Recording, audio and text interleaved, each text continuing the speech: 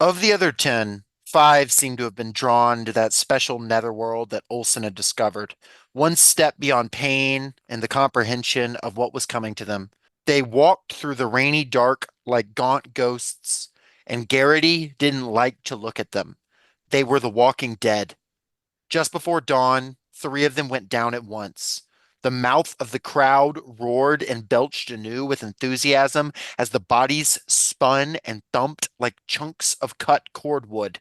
To Garrity, it seemed the beginning of a dreadful chain reaction that might sweep through them and finish them all. But it ended. It ended with Abraham crawling on his knees, eyes turned blindly up to the half track, and the crowd beyond mindless and filled with confused pain. They were the eyes of a sheep caught in a barbed wire fence. Then he fell on his face, his heavy Oxfords drummed fitfully against the wet road, and then stopped. Shortly after, the aqueous symphony of dawn began. The last day of the walk came up wet and overcast. The wind howled down the almost empty alley of the road like a lost dog being whipped through a strange and terrible place. Listeners, when was the last time y'all belched with enthusiasm? I mean, belch with enthusiasm. Like if you have like a diet root beer as I did yesterday. That definitely leads one to the belching, and if you're enthusiastic about it, then more power to you, you know. Yeah, I don't know that it hits quite like watching teenage boys walking down a road, tripping and then getting shot, but to each their own. You know what would have been a great song for him to include in this book, and that he could have, taken a page out of another novel of a similar tenor. Walk Born This to Way? Run, Bruce Springsteen. Hmm. Baby, I was born to walk. I don't know.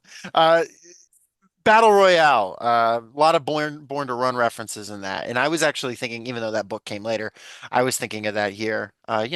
Baby, I was born to walk. I do think that Kazuo Kiriyama could place pretty high in this one as well. Definitely so. He's Definitely the so. he's the sort of person who would like win this foot race and then just like slit his own throat at the end just to prove a point.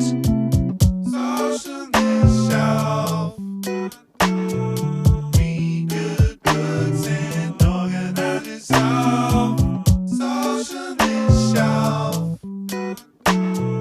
Be good, goods, and organize yourself.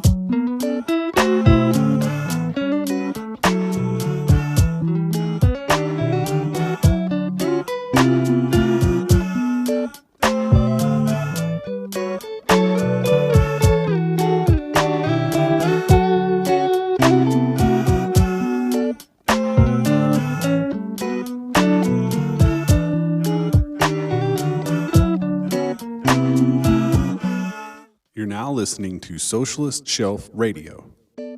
Welcome to the Socialist Shelf, and we promise no one will be slitting their throats on the air today to make a point or otherwise. I am Jacob, as always, here with Lenore. Hello, hello. Yeah, nobody's gonna commit like self-slit throat unless my cat goes to a really dark place tonight. Look, we made it through Hillbilly Elegy. We made it through Every Young Man's Battle. We made it through Compassionate Capitalism. We can. We're going to make it through American Sniper eventually. So I'm told. Uh, we have and will and shall make it through much. So we can definitely make it through the long walk, though 99 young boys will not, Yeah, because that's what we're talking today. justice for 98 of them because Barkovich is the worst. Barkovich sucks. Barkovich bad, actually. What his deal is, we don't even know. But this is the long walk. This is Stephen King. We are getting into horror, dystopia, and I'm gonna come Are you clean. are you are you sure this is Stephen King? I thought this was Richard Bachman. Um, I had a whole bit prepared of like congrats to Richard on his transition, right? And I was gonna refer to Michelle Bachman. But like no one remember like what the like eighth place person from the 2016 God, Republican. there's a name I haven't heard in a long time. Isn't she a lobbyist now? Yeah, I mean she was a lobbyist before. She like worked for like HP was like her Hmm. job, I think, and then like she did a horrible job and lost them a lot of money. So she was like, I guess I'm going to go into politics. And then on the debate stage, Chris Christie, of all people, I think it was like, didn't you lose your company a lot of money? And she was like, yeah. And that's kind of the last we saw of her. Killer pantsuits. But anyway, I'm explaining the bit because if I did the bit, it would be way less easy to understand. Because, like, who has thought of Michelle Bachman? Nor will anyone ever again, unless you're in the printer business, I suppose.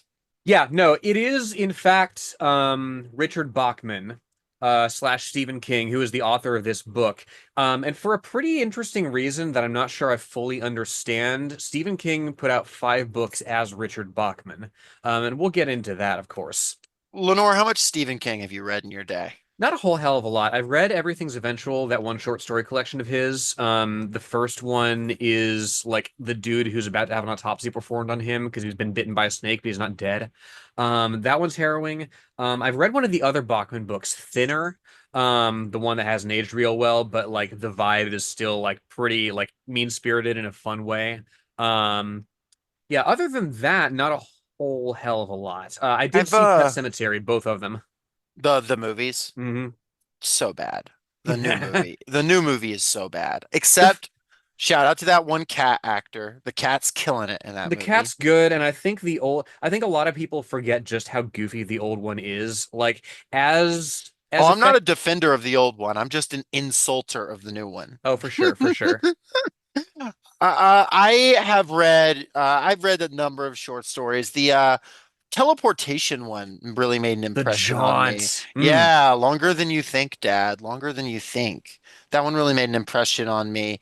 And I've actually read I read like the Dark Tower like graphic novels, which is crazy. Like I don't know why I haven't read Dark Tower. I just haven't done it. But I've read like the graphic novels of some of it and stuff like that. But yeah, not a ton of Stephen King. Long Walk, and of course I've seen plenty of film adaptations, the ones that exist. The Shining, whatnot. It. But this is my first full novel by Stephen King that I've read. And this is his first one he ever wrote. So I guess I'll say at the top that I don't know that it's fair to call this like emblematic of Stephen King. This is really his first crack at things, his first major crack at things. So in a lot of ways, his style and form develop later on who he is as a writer. But it's also interesting to see like his first foray into things, and not an unsuccessful foray by any stretch of the imagination. So Lenore, I think you have the bio for us on the king himself. Yeah, yeah, and I'm gonna throw out a reading recommendation slash listening recommendation to everybody listening. Stephen King, of course, has his like half guidebook, half memoir on writing. He himself narrates it. I highly recommend it. He's a brilliant narrator, and his life story is just pretty. It's not the craziest out there, but it's pretty interesting. Yeah, if you're even He's remotely. a great writer and a very mediocre poster, I fear. That's true, unfortunately. Yeah. Very genial individual, nice guy, but like just. Just yeah, we were talking about Randy Rainbow shit. He's like retweeting like just the worst lib resist memes I've ever seen in my life. Getting pranked by Ukrainians occasionally. Like, It is real Mark Hamill hours on that feed. It is pretty similar to like yeah. I don't hate this guy, but what come on, you don't have to post when you're that famous. His heart's in a lot of right places. Hmm. Um, Unfortunately, sometimes they end up in right wing ones, but not on purpose. yeah, lib's gonna lib. Live, Yeah, live. I mean it's you all have at least heard of Stephen King. Like, I'm not gonna go into his whole life story because the intervening 46 Ooh. years between publishing this book and now aren't exactly relevant here. I'm just gonna go up to Long Walk.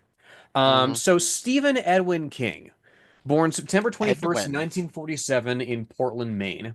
Hmm. His father was a Wait, traveling. wait, Lenore, Maine? I didn't realize he Yeah. was from Maine. Yeah, No, no, like I'm kidding. Everything he writes is in Maine. I love it. literally everything. And there's like a Stephen King like cinematic universe. Like almost every work of his, or a great number of them, are connected in some way. The old Um, gods just love the northeastern United States. for some fucking reason. Yeah, I mean, he's for somebody who, I mean, we mentioned before that like um King himself says that, yeah, Lovecraft is a titanic figure in the American horror scene, and if he has a successor, it is King in no small part because, like, yeah, Stephen King also comes from New England and writes about like eldritch shit. Mm, Um, decidedly less racist for any political criticism we can make. Not that he doesn't take a crack at it here and there, but like Yes, with a I lot was. less with a lot less intentionality, I think, Yeah, than that's Lovecraft. that's a good point. Yeah. We won't call him Um, completely sensitive. I've got notes. yeah. Oh yeah. So his father was a traveling vacuum salesman, and when King was two, Awesome dad job. dad traveled away from the family and left a vacuum. Mm. I'll be here all week, folks. So he and his brother were raised by their single mom. Now, mom was supportive of King's literary pursuits. He read from a very young age. He started actually copying stories out of comic books when he was Mm, 6 or 7. We call that doing a hunter. okay. And when he showed his mom one of these, she said, "Look, I bet you could tell a better story. Like, write one of your own and then get back to me." So he does. Like, he starts writing from pretty much that age. Of course, as we know, writers read, and he read everything. He read mysteries, he read science fiction. Richard Matheson was actually an early favorite of his. And the first book in his recollection that really made him go, "Wow, novels can really tell mind-blowing stories, and like this medium really resonates with me," is Lord of the Flies. Okay. I can see that. I can see the influence. Yes, yes, We're and gonna like have to do that at some point too. we will. Oh, we Sooner will. rather than later, We probably. will. Tomorrow, in fact, no, no, no, no, not tomorrow. Of course, he has a similar early trajectory to Lovecraft. His brother has access to a mimeograph machine that he uses to publish his own newspaper, right? And King contributes like original stories to this. Now, in 1965, at the end of high school, he puts out his first independently published short story. It's serialized in the fanzine Comics Review. It's called "I Was a Teenage Grave Robber." Um, to my knowledge, it's lost media, or it might be in a museum somewhere. I forget precisely. But the following year, he goes to college. He's at the University of Maine at this time. He writes for the college newspaper. He participates in a writing workshop where he meets his eventual wife, Tabitha. They get together pretty quick. King graduates in 1970. They have a kid that same year. He and Tabitha marry in 71.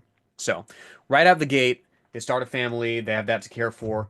Um, it's a little bit rocky at first because he gets a teaching certificate, but like can't immediately find work. He eventually does. Um, Now it's his in his sophomore year of college, 1967.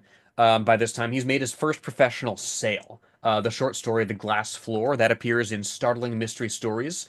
For that, he is paid $35, around 320 and change in today's money. Not a whole Very hell of a good. lot, but I couple mean, car. that's still exciting, especially when you're in college. Oh yeah, a couple car payments. He's one of my favorite quotes of his. I think that appears on writing is, he considers you a talented writer if you write and you get a check for it and you cash the check and it doesn't bounce and you can like pay the light bill with your check. He's like, yeah, you got what it takes. I spent some time in that zone. It is hard. It's real hard. The old freelance minds. Oh God, not for the faint of heart. No, no, no, no, not for the faint of heart nor the weak of foot. We'll get into that. So he teaches English after graduating from college. He sells some short stories throughout the first half of the 70s. His debut novel, now that comes in 1974. That's Carrie. Hmm. And he talks about the process of writing it and on writing. Tabitha actually convinced him not to trash the story. Like he envisioned it as a short story at first. He gets about 3 pages in. He's like, "Look, like I'm writing from the perspective of this teenage girl. I don't know shit for dick about being a teenage girl." He tosses it. Tabitha rescues the pages from the trash, and she is like, "No, finish this. I want to know what happens next." Hmm. It is interesting, like so far ahead of time, he predicted the life story of Obama's Secretary of State. That at some point, That's just some political humor for you, folks. at some Somebody point, said we like, didn't talk enough about politics on one episode, so don't say I never gave you anything. oh yeah, no, no, no, we'll throw that in. Like, um, So Carrie, of course, is an unprecedented success. Doubleday publishes an initial run of 30,000 hardback copies with an advance of $2,500. Not nothing, not Hmm. insignificant. But it doesn't really take off until the following month. I I made it sound like it takes a while to take off. It doesn't really. The following month, New American Library approaches Doubleday, and offers $400,000 for publishing rights for the mass market paperback of Carrie. Oh yeah, Half of that goes to King. So in a matter of 7 years of writing, he goes from selling a short story for $35 to a six-figure publishing deal. that's phenomenal.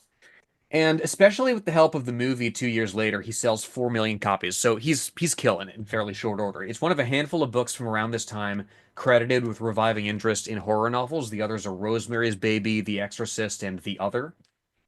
Um, and you find that several of his early inspirations for his works come from his life as a student and later as a teacher. And, King himself maintains that, yeah, every novel is to some extent an inadvertent psychological portrait of the novelist. So Carrie, for example, was based on a couple of girls he knew in high school, one of whom was turbo poor and couldn't afford new clothes and got bullied for it. The other of whom came from this like seriously religious family. And of course was Hillary Clinton's life story. Naturally.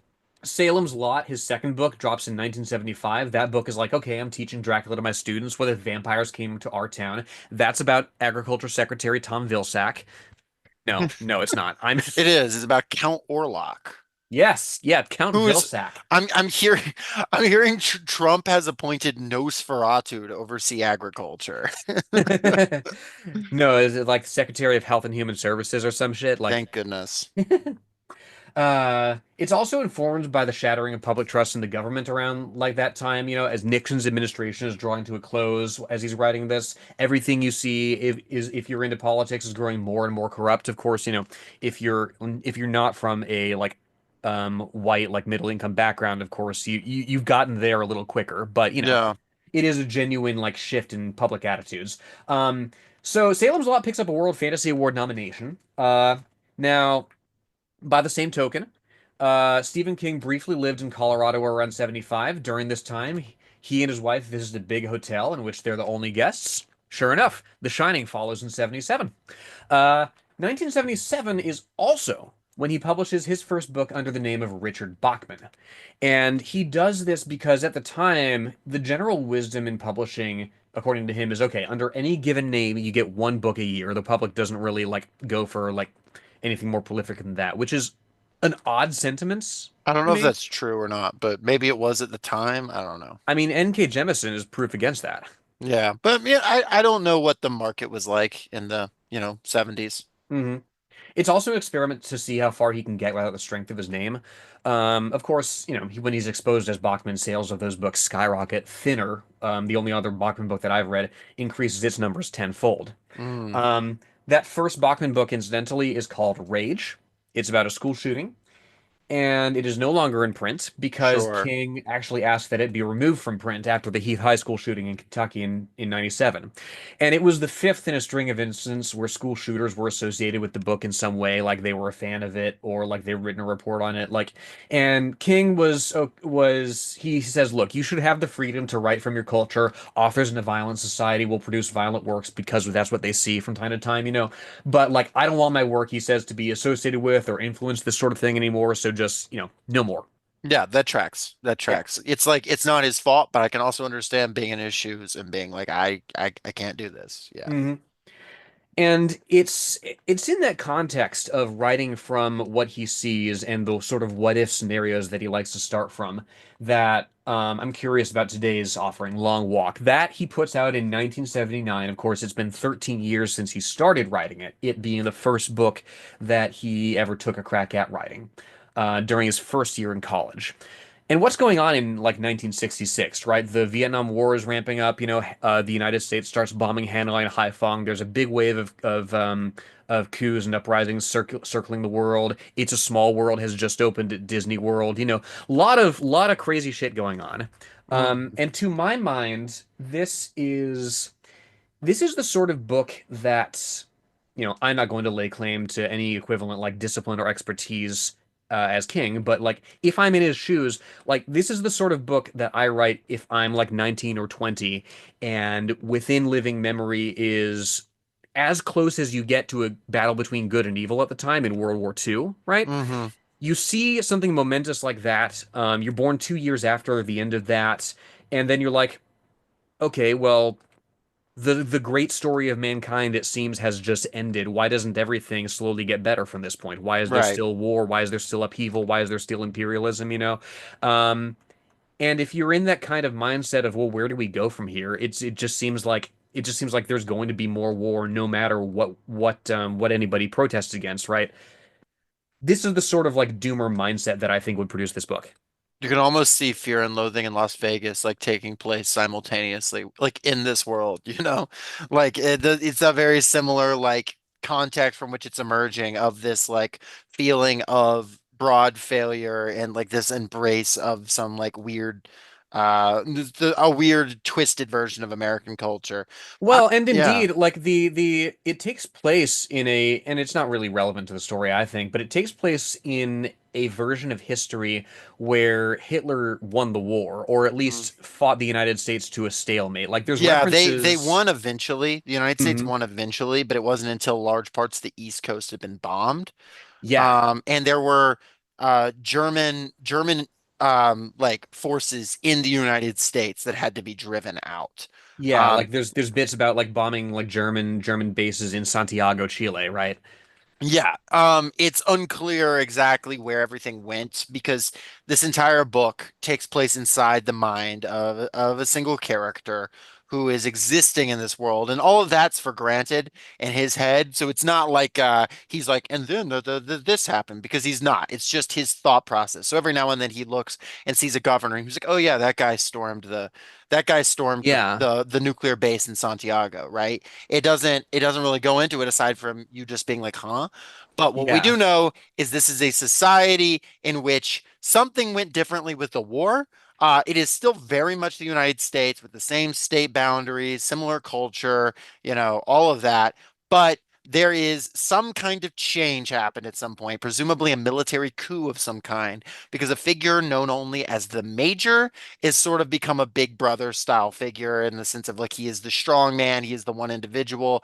But unlike a big brother style figure, he is just showing up. Like he just goes around and he like it's almost a kind of comical description. Like he's always like saluting super rigidly, like even on a moving car, which is actually can be a very funny image of him like unmovingly saluting as his Jeep like jostles around. At Um, first, I thought of yeah, him. At first, I imagined him as like. There's actually going to be a Long Walk film. It started production like last year, so it's yeah. coming. But at first, I imagined him like, I don't know, Sam Elliott, sort of. You know, a very like very somebody who you could definitely see as like a very quintessentially American figure. But now I'm thinking of, if you've seen like the Battle of Lake Changjin, you know, the guy that they got to play Douglas MacArthur. Yeah, I think that's definitely like super fitting. Mm, This is almost like, yeah, this is like Douglas MacArthur did his coup that he like thought about doing for 5 seconds, and then got too scared to do. yes. One of my favorite stories is that after MacArthur got dressed down by the president, and he was like, "I'm gonna do a coup," and he like threw up because he was so nervous from the president yelling at him, and I'm like, whatever. You got to have a Which guy who doesn't throw up when someone yells at him if he's which gonna do a president coup. yelled at him? Was it Eisenhower? Yeah, Eisenhower hated his ass. Okay, Eisenhower was military. I can see that. Yeah, and so Eisenhower yelled at him. He was like, "You're a fucking dumbass." I can't And yeah, imagine MacArthur fucking got his like feelings hurt. I can't imagine there's some presidents that you can see as yellers and some as not. Like I don't think I would be intimidated if, say, Millard Fillmore lost his shit at me. Hmm. Yeah, you just say his name and he's defeated. It's like, okay, Mm. Millard. Just yeah, just call him Poindexter. He's done. Just bring that one out of the archives. But yeah, so that's in this world. There is a tradition, a yearly tradition, a la Hunger Games, a la Battle Royale, but before either of them.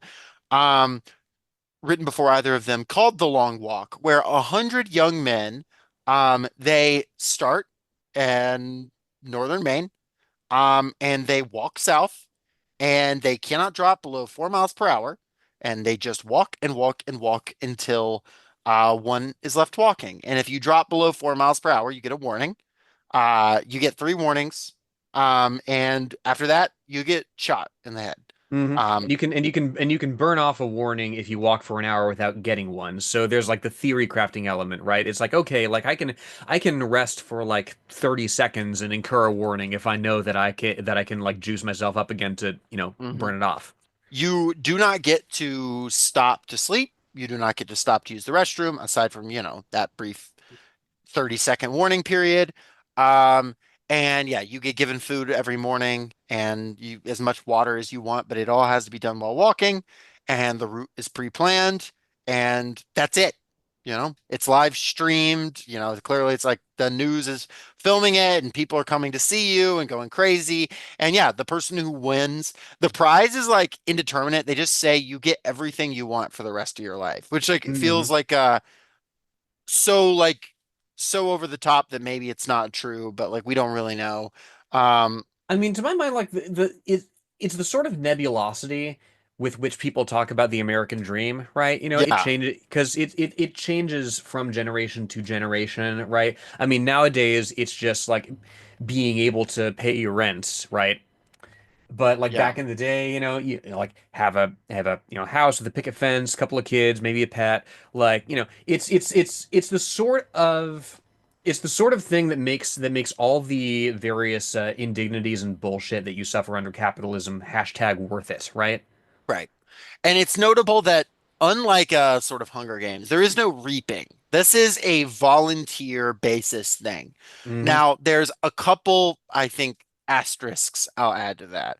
First is volunteer for children. These are all under the age of 18. Some of them are older children that are closer to 18, but they are kids. Your parents can't tell you no, you're not allowed to go. This is your parents can object, it doesn't matter. You can go. Secondly, the whole society is like, no, you're super cool and honorable and worthy of respect if you do this, right? If Mm. you do this, your town's gonna throw you a party as you leave. The old ladies are gonna have tea for you. They're like, if you die, you're still gonna be made into a hero on television.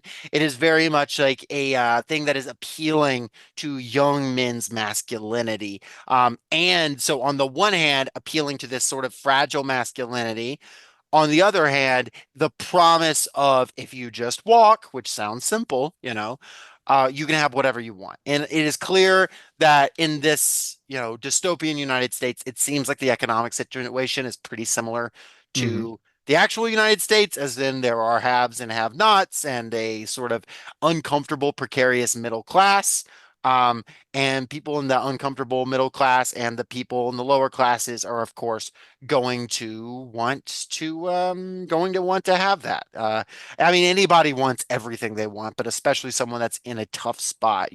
They work a bad job or they have a family that they can't afford, et cetera, et cetera. So that's the situation. It's pretty simple, and it's also, deceptive because it's like walking. Anyone's like, yeah, I can walk. Like how long? I don't know, a really long time. But of course, you think Not about it too. 300 miles long. Yeah, you think about it too long without stopping for anything. That's a different situation. But then you also think like in a 14-year-old's head, that's a different calculus. But Hmm. one can't help but with that imagery and the idea of once you've signed up, you can't back out. Once you get there, you can't back out.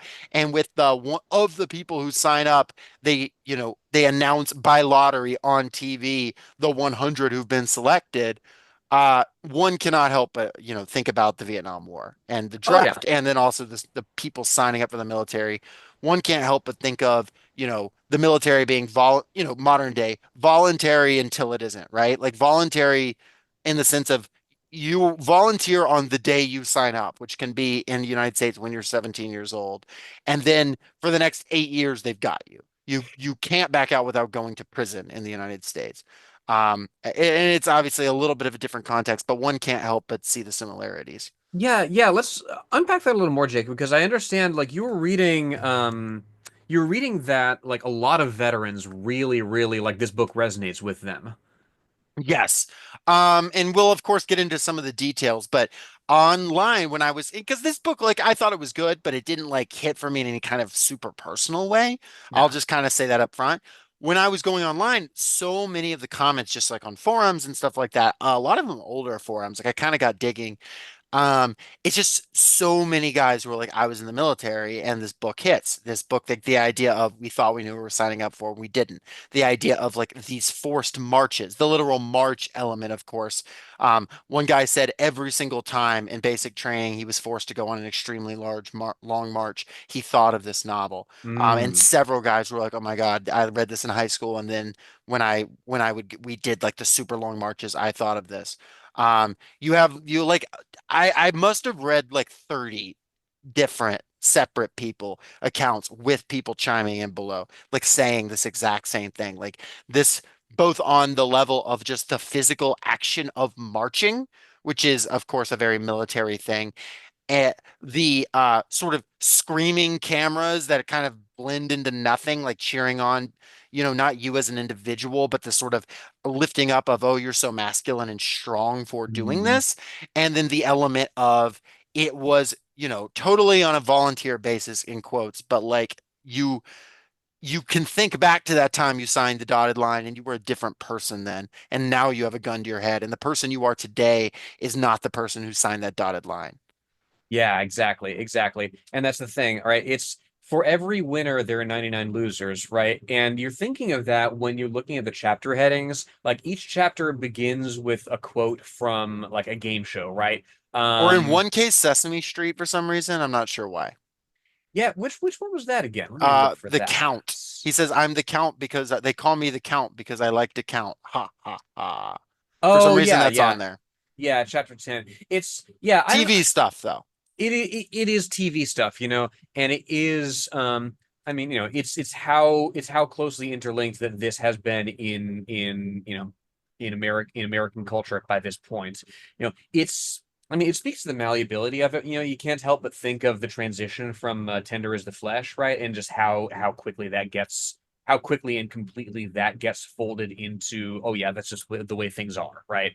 But like, yeah, the first chapter is Groucho Mhm. Marx saying, "Say the secret word and win $100." Like it's these kind of quotes. And again, that's the thing, like it's there is, ever, I like to watch Jeopardy as much as the next girl, but like there is that sense of, okay, like this person gets this like life-changing amount of money and these others don't, Hmm. right? And the fact that like, you're going on this with the hope of changing your life. Yes. There is a certain backdrop of precarity to these moments of entertainment under capitalism. And of course, we have the young man in this who wants to get his life changed. Ray Garrity is our main man. Yes, I A believe Stephen King presciently based him on a young Dirk Kempthorne, 49th U.S. Secretary of the Interior under Bush. Wait, actually, No. Hmm. sorry.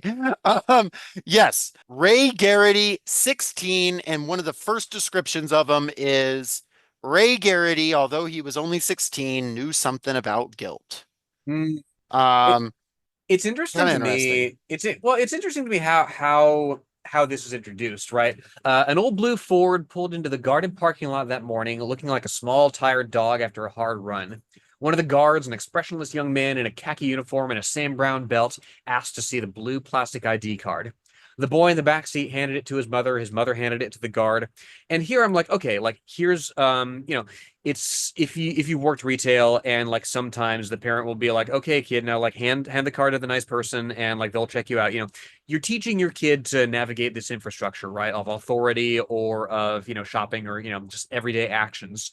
But no, it's the kid that they want as it happens. Yeah. Because the mom's like, oh, don't they give the card back? No, no, Yeah, no, mom. he probably won't need identification of Hmm. where he's going. Also find it interesting, right after describing him, as a tall, well-built boy, he describes his mother, and this wouldn't be worth noting except for themes that run throughout the book. Describing his mother was also tall, but too thin. Her breasts were almost non-existent, token nubs. And I think and then it says she had, gray hair. Um, and I think it's interesting that it threw that out. Like, first of all, it's a very strange description to just kind of throw out of like a woman. Um, but but because of some of the sexual themes running through the novel, now see why they put it at the top. I don't. I still think it's a weird way to lead your first female character showing up. But Mm, um, what we will continue to see is Ray Garrity is a real horn dog.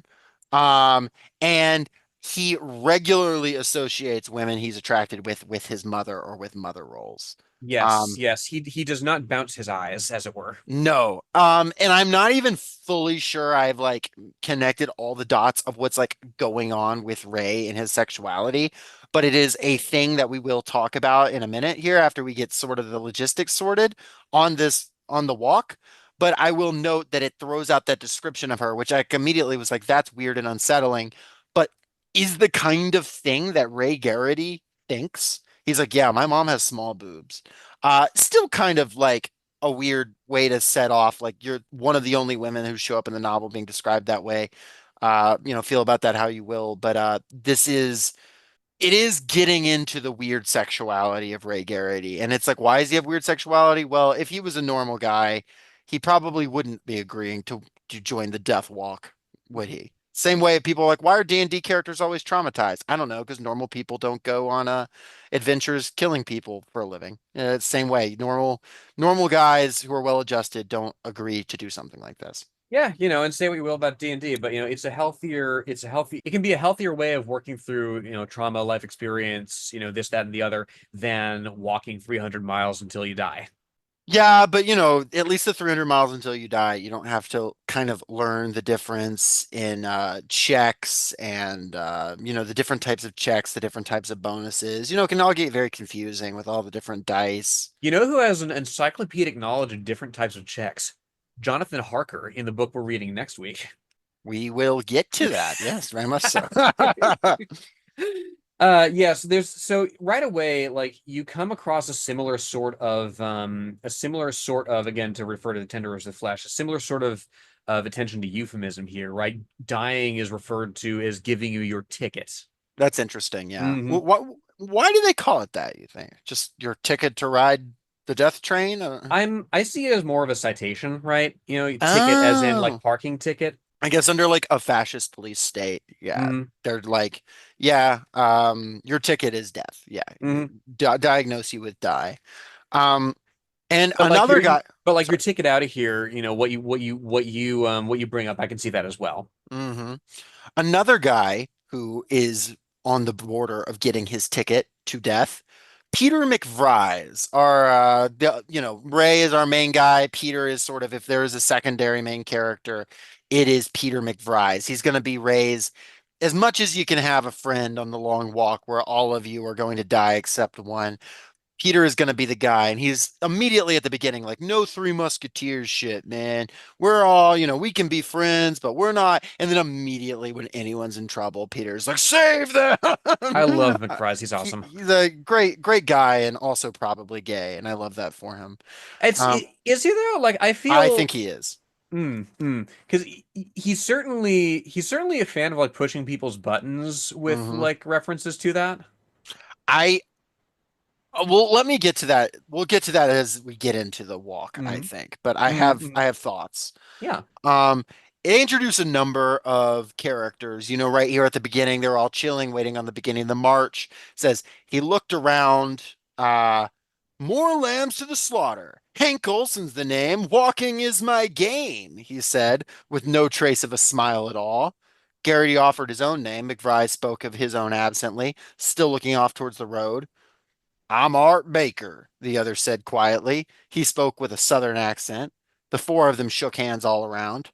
There was a moment of silence, and McBride said, kind of scary, isn't it? They all nodded except Hank Olson, who shrugged and grinned. Hmm. Hmm. Hank is confident, and that means that he's going to do just fine. That's my understanding of things.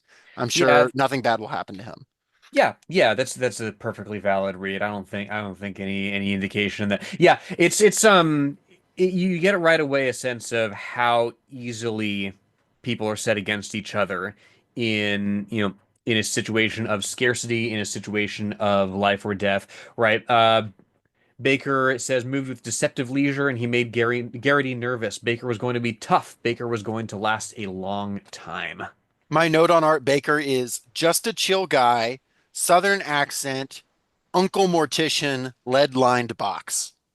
Yeah, they keep going back to like that lead line box, like the final luxury afforded to you so like rats can't get in and eat you. It's they you know what they say rats, but like then it occurred to me, wait a minute, underground rats? In Louisiana, the people are buried Oh, above ground for the most part. that's right. That's right. I missed that. Yep. Um, Other main characters that we have showing up here, we have Barkovich at the beginning here is a guy from Washington who has, quote, a plan. And that plan is mostly to just harass other people and, quote, dance on their graves. God, he's the That's fucking worst. that's Barkovich's whole deal. He's here purely out of spite, and a lot of people stay in the walk just so they can watch him die. Hmm. Garrity, or not Garrity, but Vries especially. We have Harkness, who's not super important, but he's a potential author. He wants to write a book about the long walk from the perspective of someone in it. And when I heard that, I was like, "You sweet boy, you were dead." And I think he's like one of the first like 30 to go or something like that. Um, Hmm. you have Scram. He's married and he is considered the Vegas odds favorite. Yes, they do have Vegas odds on this thing. Um, he's yeah, married young age. Another guy from the South, here's from Arizona. He loves walking and like if not for a really unfortunate allergy situation, would probably have walked them all into the ground. Yeah, justice for Scram. Yeah, because like dude was absolutely just like having fun like 2 days into the walk. He was still having a good time. Hmm. Um, and you have several Abraham and whatnot, but the real who emerges as the major rival to Garrity is a boy named Stebbins. Garrity at the beginning identifies him as probably the weakest and slowest. This kid is eating jelly sandwiches like before the thing starts. And like at one point, like even looks like he's about to collapse with a stitch in his side, but it turns out he's shielding his jelly sandwich from the rain. He walks in the very, very back of the pack the entire time. He in fact takes a warning at the very beginning, but that's to judge exactly where 4 miles per hour is, and he holds that consistently, and he is just sort of a machine, plodding, plodding, plodding with absolute confidence of his victory. Um, and th those are, and then there's a bunch of other like random guys with the different little details, this, that, and the other. But that's your main cast of fellas on this walk. Yeah, and as well, like as we've talked for a little bit about like the rules, right? But there's also hints. There's also hints that you enter into this thing with, and we don't get all of them, but like it's common knowledge. It's kind of part of the culture here that yeah, there's like don't tire yourself out, like save your breath. Like there's all these tips and tricks for like surviving the long walk that the state puts out. Um, which is an interesting sort of little gaslight here because it's that thing of like we've thrown you into this death march, but like we're trying to help you, like we're giving you like the yeah, we're trying to help you. Like, we want to see you succeed, but like also it's a very sort of like good cop, bad cop thing, right? There's Mhm. still cops like forcing you to do this. And so when you have like the hints bouncing around your head, you're playing their game already. I do like that it describes the major as never seen in public without reflector sunglasses. Never seen in public without reflector sunglasses and like has a like aura, like masculine smell that like almost compels Gary to touch his leg to see if he's real. hmm the reflective sunglasses, I was like, yeah, that's just a staple of like the American right winger. Mm, You love the reflective he's sunglasses. got a corncob pipe somewhere. The fucking Oakleys. And yeah, he says, I'm not going to make a speech, the major said, sweeping them with black lenses that covered his eyes. I give my congratulation to the winner among your number and my acknowledgement of valor to the losers. And then he hops into his Jeep and then he makes a like, hmm vertical video about like wokeness and Ghostbusters or whatever. Garrity at this moment, right after this, it says, from his perspective, you couldn't help admiring the major. Garrity's father, before the squads, squad being capitalized, took him away, had been fond of calling the major the rarest and most dangerous monster any nation can produce. a society supported sociopath, but he had Hmm. never seen the major in person. One of the rare bits of politics, right? This novel doesn't have, when I say bits of politics, not that it's not a political novel, but there's not the politics of the world, right? This culture seems quite dominant. There does not seem to be any organized resistance, at least not so far as Garrity is aware. But he knows his father was a kind of a guy with a bad combination of a drinking problem and political dissident views who would get drunk and talk shit about the major, which caused him to get squatted, which is like a verb in this world, which just means, you know, the squads show up, the men in black, and just put you in the van and you're never seen again. Yep, you're just disappeared. Yeah, you they hit you with the delete gun basically. You never existed, black bagged. And it is interesting because you have Garrity like still caught up in this aura of the major despite his father getting squatted. And it is interesting we don't know much about his father. We don't know much about the details. We don't even know much about like what the major's policies are and aren't, but we don't really have to get a idea of how this world functions. This is a right-wing military dictatorship. This is an American Batista or something along those lines, is what It, the vibes I pick up. it's right-wing military dictatorship, um, which it's interesting because there's shades of like of course there's racism that exists among the boys, right? You know, one boy says straight up that yeah, I did like clan shit before the long walk, but like it's also mentioned that yeah, like no like like I think it's in Garrity's inner monologue that yeah, that is the sort of shit that like some dumb teenager would do because nobody in their right mind who's an adult does that. So you get a sense that okay, like there's this right-wing junta, yes, that is also like it doesn't really incorporate white supremacists like vigilantes Hmm. into like the landscape of of law enforcement in the same way that the United States does. Like it very much keeps that monopoly on violence.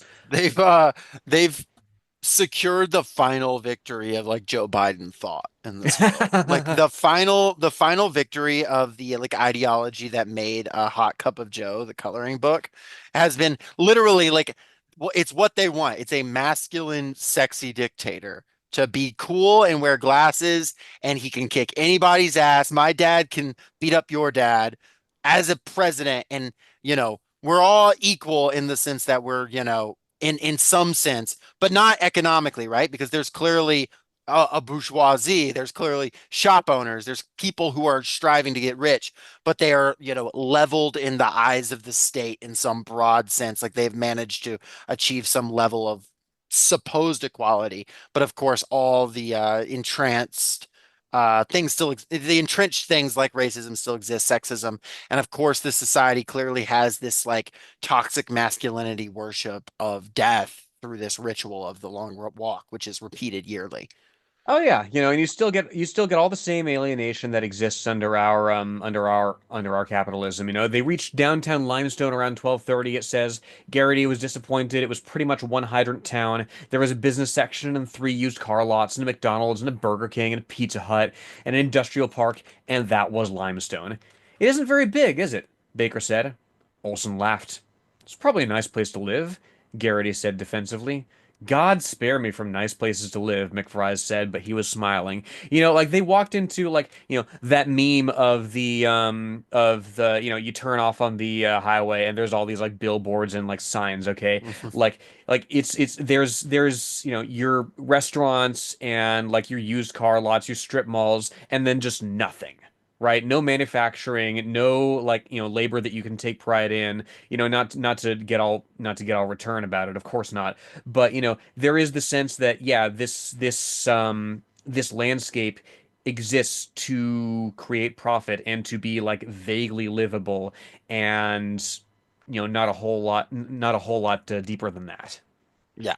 And that's the general gist of it. I love that God saved me from nice places to live. It is very like, God save me, just thinking of like the suburb cities of like a large Exactly. city. Like just Nothing unique about it, right? It's all mm. very flattened into a fairly homogeneous, like capitalist landscape. No, I appreciate King like leaving in even like recognized brands like Pizza Hut or whatever. Mm, And that's a useful like this still it's still like this is very much the United States, yes. like in almost every way. Which I appreciate. I But do the find it interesting that like there's a on the very last page of Hot Cup of Joe, it occurs to me like there is a picture of him standing in a Jeep, like saluting a whole bunch of boys as they walk by, and one of them is getting shot. Yeah, you colored it in. You could color it in a different color, and it can be a little nice. Draw a little ice cream cone. If the major had an ice cream cone in this would have really elevated it to another level. And because nobody has read that fucking book, nobody knows whether it's true or not. As the only other person who's seen it, I can confirm it is true. There we go. You'll take it from us. Um, and yeah, at the top, we have the boys snipping at each other. Barkovich being like, "We'll see who gets his ticket first, you or me. It's all in my plan." Olson saying, "Your I like your fucking like Ben Shapiro Barkovich. Yeah, it's kind of that." Olson says, "Your plan and the stuff that comes out of my asshole bear a suspicious resemblance to each other." This is that they talk like, They're teenagers all from some decades ago, like a more I was about to say jolly, they're all jolly. like a little too literate. Yeah, they're a little literate. They're very like golly gee in a lot of the ways they Yeah. talk, even when they are like being crass. You know, I'm almost like imagining, I don't know what I'm imagining because they don't talk like, this is a world with like bad education and stuff. So I guess it's just King, the way he thinks and stuff kind of bleeding into it, but I'm glad you brought up education, actually. There's a bit like, and it's later in the book, but like, there's a bit where somebody brings up that, yeah, like in my class, our teacher was reading us an article about how the schools are overpopulated, right? So you get in the similar way that the world of Tender is the Flesh is constructed, right? You have figures in positions of authority, giving you a very like Malthusian outlook, right? There's not enough to go around. There's not enough jobs, not enough food, like to support everybody. So like some people just have to be shuffled out of the education system to like break rocks. yes. Um, it's worth noting, Garrity, when he's having a flashback, all this is kind of happening at the beginning. He's remembering flashback to when he was young and watched a long walk come through his town. And it said, quote, and I like this a lot. The major had made a speech to the crowd while the boys were still 5 miles out of town. He began with competition, that's capitalized, progressed to patriotism, also capitalized, and finished with something called the gross national product. Garrity had laughed at that because to him, gross meant something nasty, like boogers. He had eaten 6 hot dogs, and when he finally saw the walkers coming, he wet his pants. And first of all, there is a wry humor to this book that works quite well. And you really have to in something that's this long. It can't just be a just dragging horror fest. It's not, you can have something that's just horrifying, but you've got to be introducing new elements. And since the long walk is going to be a singular thing, you've got to have sort of highs and lows, dips and peaks here. Um, but I enjoy the sort of the young perspective on like the major talking about that stuff. And I love the perspective of a kid being like gross national product. Ew. Yeah. I like the Capitalist owned. I like the bit where like he's like with something like horror, Garrity observed that Ewing was wearing sneakers. Hint three, do not, repeat, do not wear sneakers. Nothing will give you blisters faster than sneakers on a long walk. And yet he did it. Mm, So, a lot of like little moments like this. Um, they're walking just fine. It's not a big deal. Everything's fine. Everyone's doing good, and Garrity is really like the hometown hero since he's from the state too. main zone. Main zone. People are cheering for him. And very early in the walk, a woman is like going crazy for him, or a girl is going crazy for him, and he, runs up to her and kisses her and grabs her ass, and he thinks about that the whole rest of the Constantly. walk. Dude is just like bricked up the entire time. Mm, This is a kid who is a virgin, and that is important because he is deeply insecure about that fact. It has a really, again, warped view of like sexuality in the sense of like he's like thinking of sex almost as a thing you get out of a woman, He's or a fighting girl. every young man's battle, you might say. Yeah, every young man's battle, but he went to the Fred Stoker school of how women think and act because he is like, how do you? He's like, I know guys who've had sex. How do they get their girlfriends to agree to that? I'm confused, you know. Just a very, a juvenile and backwards kind of way of thinking about sex and sexuality.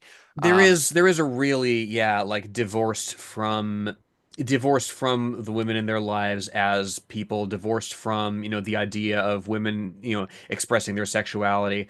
Like there's a bit later on, I think it's McVry's, it's either McVry's or Olson, who's like, yeah, like I was with my girl and like she didn't really want to screw, but she wanted to please me, like yeah, there's a sense of it kind of as an obligation. yes. Um, and you have just shortly after that, towards the end of chapter two, you have this young man that's not important, besides the fact that he's the first one to get his ticket, named Curly. He gets a Charlie horse, and Curly's all upset. Of course, he's fallen on the ground, and I'm gonna read this. The safeties clicked off. Boys scattered from around Curly like quail. He was suddenly alone on the sun-washed road. It isn't fair, he screamed. It just isn't fair. The walking boys entered a leafy glade of shadow, some of them looking back, some of them looking straight ahead, afraid to see. Garrity was looking. He had to look. The scatter of waving spectators had fallen silent as if someone simply clicked them all off. It isn't. Four carbines fired. They were very loud. The noise traveled away like bowling balls, struck the hills, and rolled back. I fucking love that description. Mm. Curly's angular, pimply head disappeared in a hammer smash of blood and brains and flying skull fragments. The rest of him fell forward on the white line like a sack of mail. 99 now, Garrity thought sickly. 99 bottles of beer on the wall, and if one of those bottles should happen to fall, oh Jesus, oh Jesus. Stebbins stepped over the body. His foot slid a little in some of the blood, and his next step with that foot left a bloody track like a photograph in an official detective magazine. Stebbins didn't look down at what was left of Curly. His face didn't change expressions. Stebbins, you bastard, Garrity thought. You were supposed to get your ticket first. Didn't you know? Then Garrity looked away. He didn't want to be sick. He didn't want to vomit. And here's where it connects to what we were just talking about. Immediately after this, a woman beside a Volkswagen bus put her face in her hands. She made odd noises in her throats, and Garrity found he could look right up her dress to her underpants, her blue underpants. Inexplicably, he found himself aroused again. Uh, so that happens right then. Once you have this connection of this violence, right? This violent spectacle of, of course, Garrity's horrified, but also very, very glad it isn't him.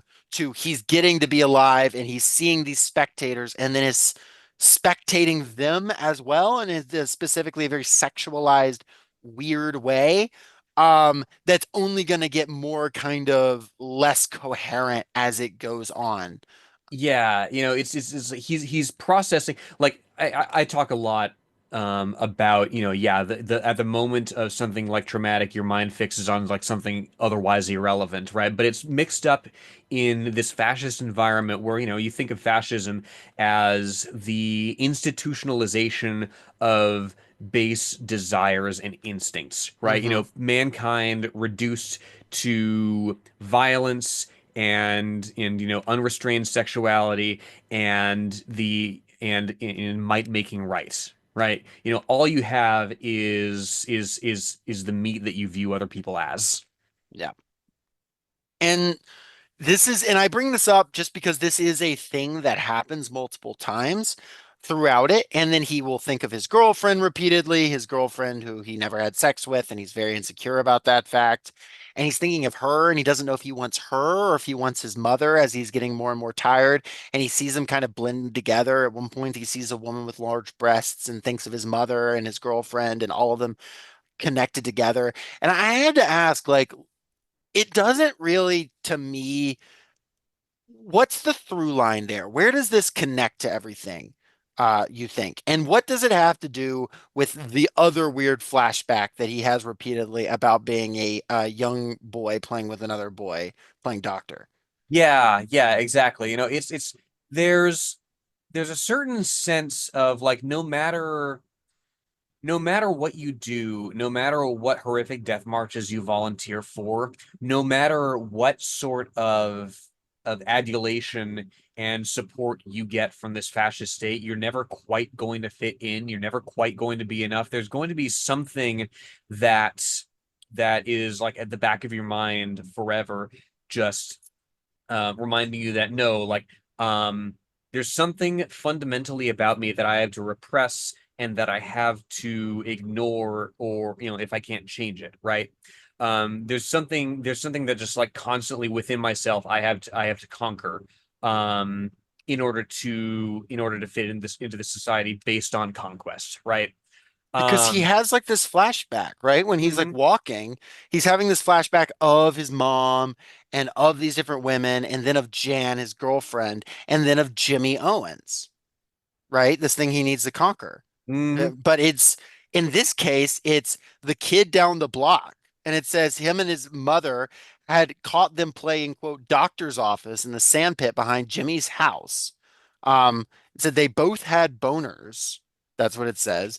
That's what they called them, boners. Jimmy's mother had called his mother, and his mother had come to get him, and they'd sat down in her bedroom and asked him how he would like it if she made him go out and walk down the street with no clothes on, and his dozing body contracted with the groveling embarrassment of it, the deep shame. He had cried and begged not to make him walk down the street with no clothes on and not to tell his father.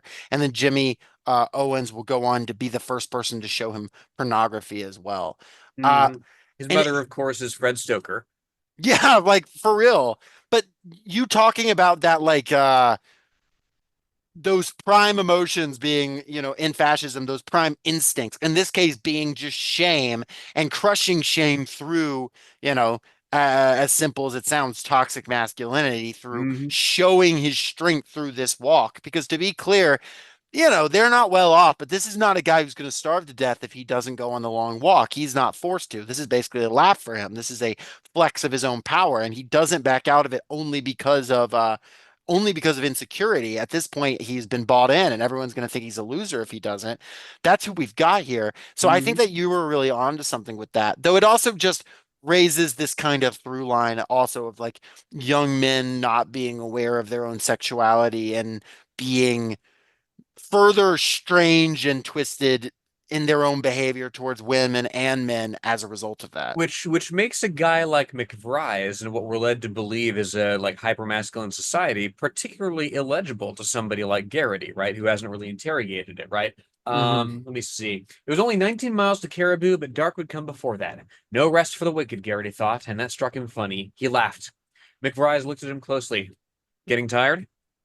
No, Garrity said. I've been tired for quite a while now. He looked at McVries with something like animosity. You mean you're not? McFry said, just go on dancing with me like this forever, Garrity, and I'll never tire. We'll scrape our shoe on the stars and hang upside down from the moon. He blew Garrity a kiss and walked away. Garrity looked after him. He didn't know what to make of McFry's. I ship it. 100%. Hmm. 100%. No justice for McFry's. Well, the interesting thing with McBride is Garrity saves him once when McBride has like a near breakdown, and then McBride saves him like three times. Yeah, yeah, yeah, yeah. And at first he's like, I'm just paying my debts. And then it's just like, or, you just really like this guy. Mm. But the walk progresses, and what do you think of? Because most of this book, we're talking about stuff around the edges, but most of this book is just descriptions of the march, the march, the march. What are your thoughts of just these sort of long, crushing passages of marching and marching and marching? I mean, necessarily it's repetitive, right? Sure. Like people are getting like slowly, you have the like irksome, like the twinge of the Charlie horse here that like really like scares you, like, oh shit, like there's this cramp coming that's gonna take me out, right? You have gradually in one of the kids, I forget precisely which one, creeping pneumonia that gradually like changes the way that his voice is rendered. So you can see, oh yeah, his nose is stuffed up, like he's gonna like fall over from being sick Yeah, eventually. that's Scram. That's the Yeah, one who gets fucked over because he's that's got a right. pollen allergy and develops a little sickness. That's right. That's right. Yeah. Um, let's see. The crowds were bigger, but otherwise it was just another mill, pulp, and service town with a scattering of stores and gas stations, one shopping center that was having, according to the signs plastered everywhere, our annual walk-in for values sale, and a park with a war memorial in it. A small, evil-sounding high school band struck up the national anthem, then a medley of Sousa marches, and then, with taste so bad it was almost grisly, marching to Pretoria. You have these moments here that break up the like gradually like more painful and gritty and greasy and sweaty and bloody prose with walking through town and encountering the crowd, right? And it's what the book is, as I said, the book is necessarily quite repetitive because it's just walking, walking, walking, and the same motion until there's one person left. Yes, but there is also the surreality of walking through, and for each audience that you see, it's could be their first time going to a long walk. Like it's a novelty, right? Hmm. And it's that sort of juxtaposition of spectacle with spectated that really produces, I think, the horror in this book. Like No doubt. When it describes like the crowd as like having like one big mouth and being one big face that's like embodied, that is an incredibly unsettling image. And Mhm. definitely something that's like reminiscent of what King then, later in his career becomes really known for. Mhm. Uh, Um, what I will say, and maybe you feel differently, I do think though, at a certain point in this book, I got to the point where I was like, I fucking get it. Right? Like they do, it does, and I get it because it is repetitive, right? The whole point is it repetitive. And I appreciate King for limiting the entire book to being inside this one kid's brain during this walk and everything we see outside of it being either told or remembered. Like I Mhm. 100% appreciate that.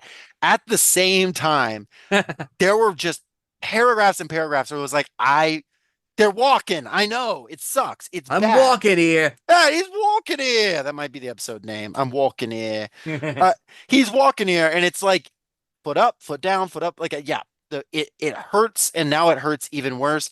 And I think that what it does, it's not that any individual passage is poorly written. It's all written very harrowing, very brutal language that I think is very successful.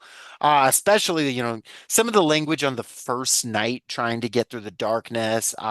You know, the hills. There's a moment that I really like where like there's a bridge out ahead. They hear that there's a bridge out ahead, right? But Hmm. then it ends up getting fixed, so like the prospect of them stopping has suddenly vanished, right? Brutal. There's that. There's also a bit here If where you have a yeah, quote, just go ahead and read it. let me see. At 11 o'clock, several things happened almost at once. The word came back that a small plank bridge up ahead had been washed out by a heavy afternoon thunderstorm. With the bridge out, the walk would have to be temporarily stopped. A weak cheer went up through the ragged ranks, and Olson, in a very soft voice, muttered, "Thank God." But you skip a bit, skip a bit, skip a bit. Uh, the lights were the beams of several trucks, directed at a plank bridge spanning a fast-running rill of water. "Truly, I love that bridge," Olson said, and helped himself to one of McFreeze's cigarettes. Truly. McFreeze, I don't know. But as they drew closer, Olson made a soft, ugly sound in his throat and pitched the cigarette away into the weeds. One of the bridge's supports and two of the heavy butt planks had been washed away, but the squad up ahead had been working diligently. A sawed-off telephone pole had been planted in the bed of the stream, anchored in what looked like a gigantic cement plug. They hadn't had a chance to replace the butts, so they had put down a big convoy truck tailgate in their place, makeshift, but it would serve. "The bridge of San Luis Rey," Abraham said. "Maybe if the ones up front stumble, it'll collapse again." "Small chance," Pearson said, and then added in a breaking, weepy voice, "Oh shit." Uh, Yeah. and a little further from that, even, two men in corduroy coats leaned against a big asphalt-splattered truck marked highway repair. They were smoking. They wore green gum rubber boots. They watched the walkers go by. As Davidson, McBride, Olson, Pearson, Harkness, Baker, and Garrity passed in a loose sort of group, one of them flicked his cigarette end over end into the stream and said, "That's him. That's Garrity." "Keep going, boy," the other yelled. "I got $10 on you at 12 to 1." And it's that 12 to 1. and it's that meme of, like if you're working retail on a federal holiday and like the customers are like, "Oh, why are you here?" And it's like, "Motherfucker, I'm here because of y'all," right? Yeah, 100%. Mhm. It's just like that. One thing it does capture is sort of the mundanity of the walk, right? Because again, Yes. it is a marathon, not a sprint, as they say. It is this long plodding thing. There are moments where you catch your breath a little bit just because, the sun comes up, you get some water, something happens that you feel a little better.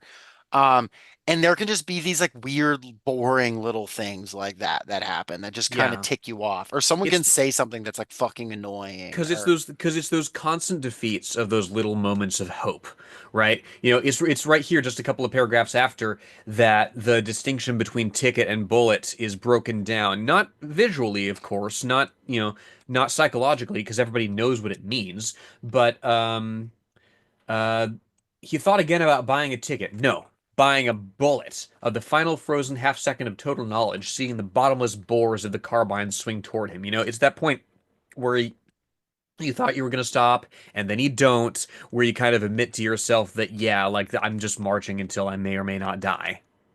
exactly. And you have other moments where they're talking, they're just kind of yucking it up, which some of the best moments in this are this. They're talking about the prize, you know. Um, and Baker, Art Baker, the country boy, says, "What do you think about the prize?" "I don't see much sense thinking about it," Garrity said, and he began to urinate. He finished, zipped his fly, and turned around again, mildly pleased that he accomplished the operation without drawing a warning, which fun little detail. "I think about it," Baker said dreamily. "Not so much the prize itself as the money. All that money." "Rich men don't enter the kingdom of heaven," Garrity said. He watched his feet, the only things that were keeping him from finding out if there really was a kingdom of heaven or not. "Hallelujah," Olson said. "There'll be refreshments after the meeting." "You a religious fella?" Baker asked Garrity. "No, not particularly, but I'm no money freak." "You might be if you grew up on potato soup and collards," Baker said. "Side meat only when your daddy could afford the ammunition." "Might make a difference," Garrity agreed. Um, and I think and then they get into an argument because McRise says, "You can't take it with you." And then Baker's like, Fuck you." I Yeah, won't. it's the, he's out of patience for platitudes, right? Yeah. No, Baker is a guy who he is 100% just in this for his family, for his people or whatever. He had this uncle that he seems to have relied on who was a mortician. Um, and yeah, they don't have that, and then he's broke, and he has this, and he's very solid, whatever, not a super obtrusive figure, but something I find interesting about him is throughout it, he's just kind of interested in death, and yeah, like we said earlier, he's interested in having a lead-lined coffin. He's not so much afraid of dying as of like what will happen to his body, the idea of being eaten by rats and then being part of the rat. And so he, even when he dies, he eventually just like says to Garrity, "lead lined." Hmm. And all of these guys have these little things that make them distinct characters. Because you can only have so much variety within this group that are, teenage boys who are all like enough of, either arrogant or little shits to like be in this competition in the first place. And like when they're desperately tired, there's only so much they're going to be talking about, but they're able to have these individual things that make them unique and characters for the most part. Hmm. Except Barkovich, who just sucks, who's just like Yeah. racist and wants people to die and says he has a plan and everyone hates, and that's basically all of him. Well, and indeed, like it makes a certain amount of twisted sense then that Barkovich ends up like depriving everybody of even the satisfaction of seeing him fuck up and die. Because it's not even anything that happens necessarily as a result directly of walking. Of course, like it drives people crazy right? But there's a bit like later on where Barkovich literally just like loses it and rips his own throat out, right? And it's not even seeing him like stumble and fall or like cramp up, like there's not that sense of okay, like I'm a better walker than you.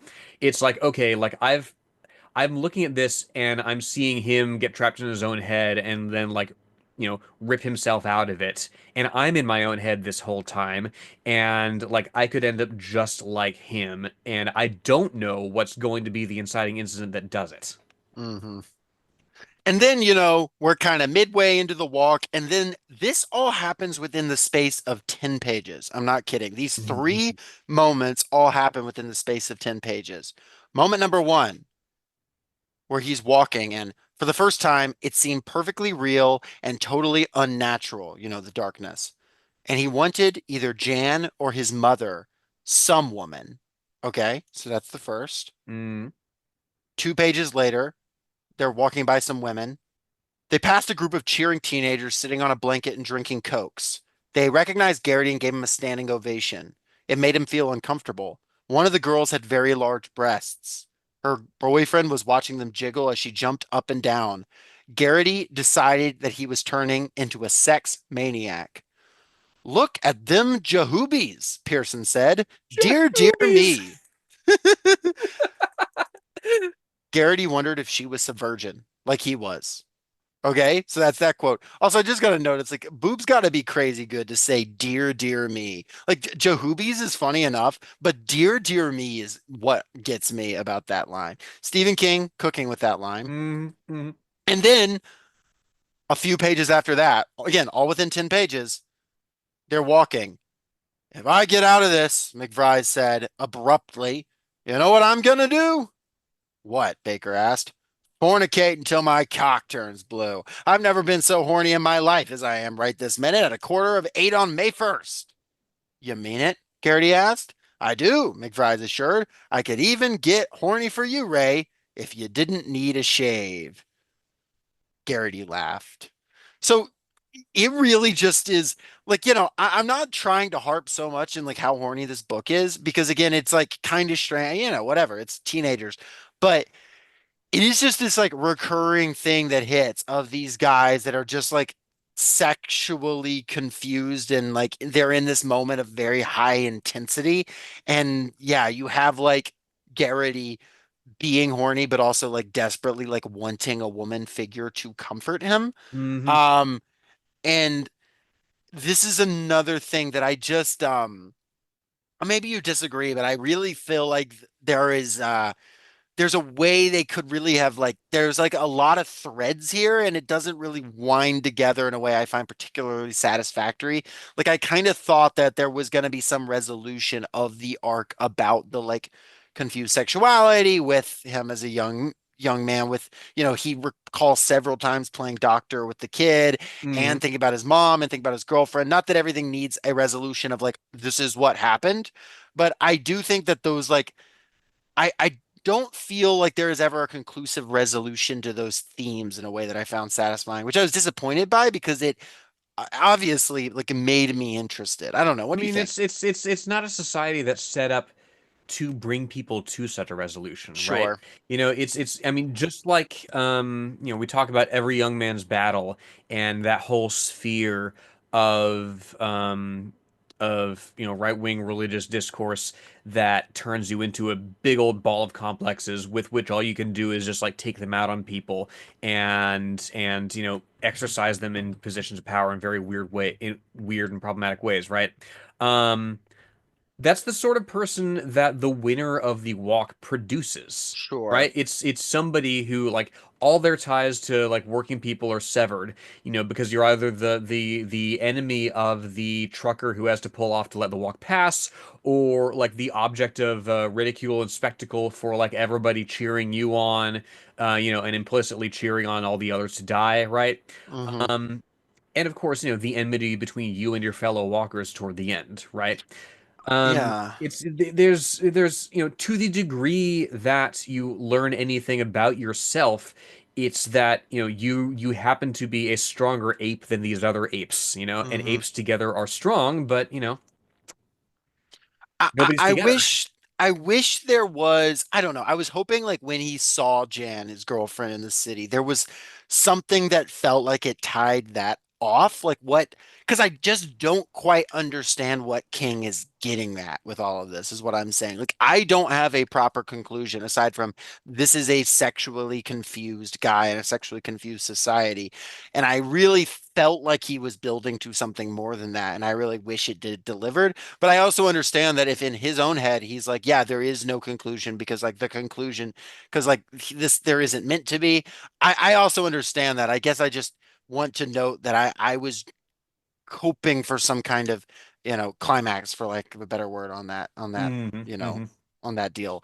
But it is what it is. I also will note you're talking about this like division from the fellow workers. I think it's interesting that the walk starts on May 1st.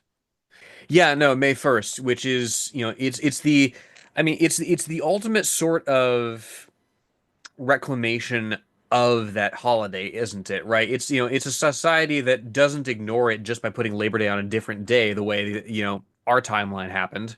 But I don't know if King is driving at that specifically. Like there's not even a mention of a Soviet Union or any other like socialist society, right? There's I not just think even. it's an interesting detail though, right? Because it's like the Yeah. most anti-solidaristic thing you can have on May Day. And I think you make a great point of like, unlike the United States, which is like, we're going to have our alternate thing. It's like, we're going to take your thing and turn it on its head, which is really set fascism at its most successful. Yeah, yes, exactly, Jacob. And like the echo of that in the story, I think, is the bit where they're walking through one of these towns. They all kind of blur together, which is part of the point, I Yes, think. because this book is too And long. But yeah, anyway. well, and Garrity says that like for some reason, like he feels as he's walking through this crowd like he's in a Shirley Jackson story, right? And what do we infer from that? Shirley Yeah. Jackson exists, and the lottery exists, and this idea of brutality and death and murder being normalized in society, that itself, as in our world, indeed, can be co-opted into a larger right wing, fascist, if necessary, project. Right. He's familiar with the criticism of a dystopian society, right? There are squads that Yes. will cart you off if you're too dangerous, but like this isn't 1984, which is, I mean, one of my main criticisms of 1984 is such a society is completely untenable, right? Um, and the concept of the pure authoritarianism. It makes me think of, w- George Jackson, right? Writing in Blood in My Eye, where he talks about how fascism cannot stay at what he calls the first stage of fascism Hmm. eternally, right? Where he's like, if you are Nazi Germany, fucking goose stepping, doing the most eternally at all times, that is a society that will burn out. A capitalist imperialist society, call that fascist or not, but like a Hmm. authoritarian capitalist society at its most successful that wants to repress people eventually must become secure enough in its power that it can allow some criticism of flexibility. And he makes the point um, that Italy, for a period in the late 20s, like you were allowed to criticize the government. They just were like, they would just pay close enough attention. And I if was about to like, it mention was Italy. Yeah. yeah, if Yeah. they felt like you were too much of a danger, you'd get squatted, but they would say, "Well, no, we have free speech. We go where," and that's, as George Jackson identifies there is the most successful kind of form of fascism. Yeah, and like the fact of fascism either has to stabilize somehow, which it doesn't, or find another war, right? And what happened when Mussolini's support starts flagging? They invade Ethiopia. Right. Exactly right. Um, the guys now all are getting, they're getting into weird Speaking places. Sorry, speaking go ahead. of speaking of Italians, like You know exactly what I was referring to here. There's a really weird bit in the middle that I'm not sure what to make of. Yeah, Like, no, go ahead and bring that up because I was going to bring that up in a second. So go ahead and talk about it.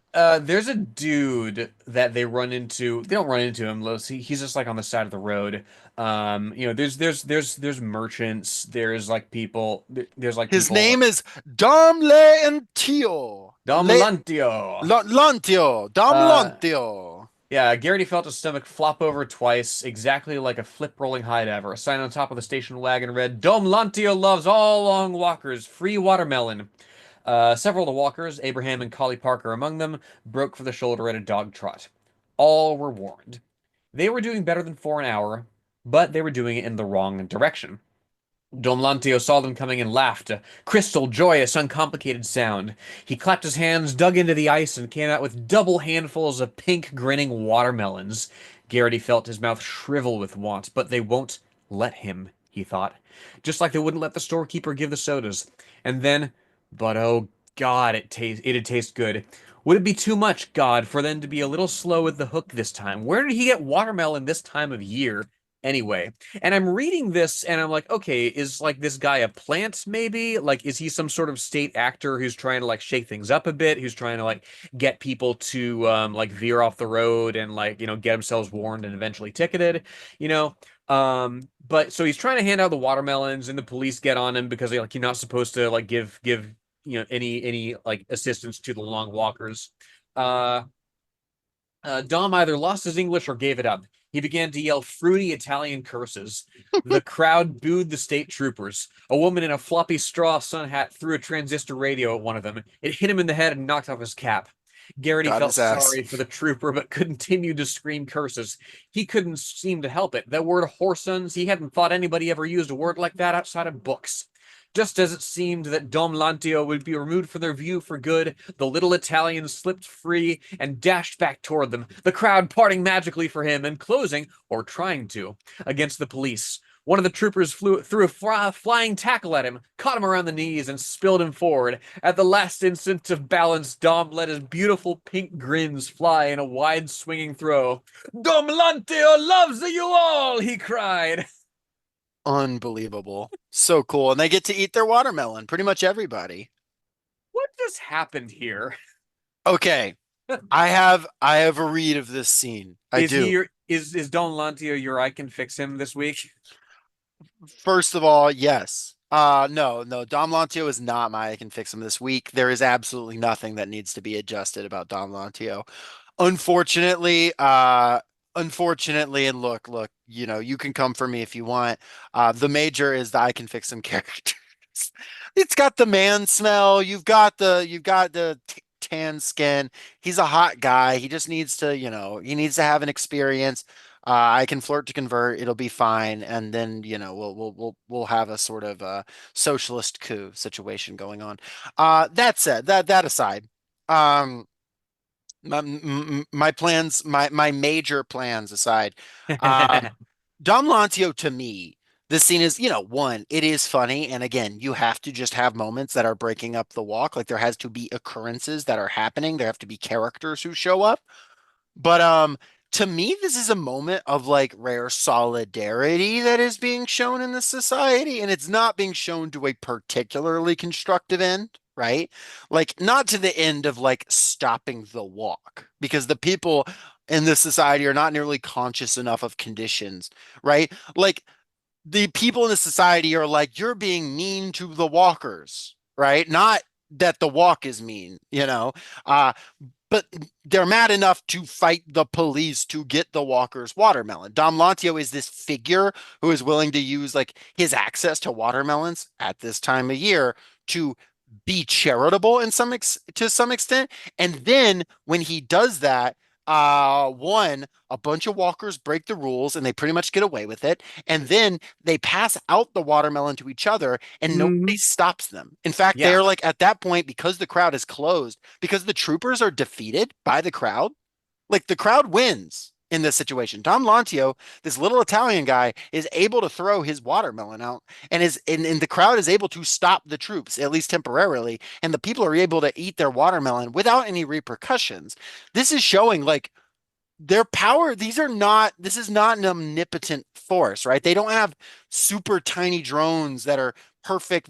These are just guys. It's your paper tiger situation, Yes. like, and it's not like that it's not like these soldiers are invincible. One of the walkers takes one out. Of course, he's replaced, but Yes.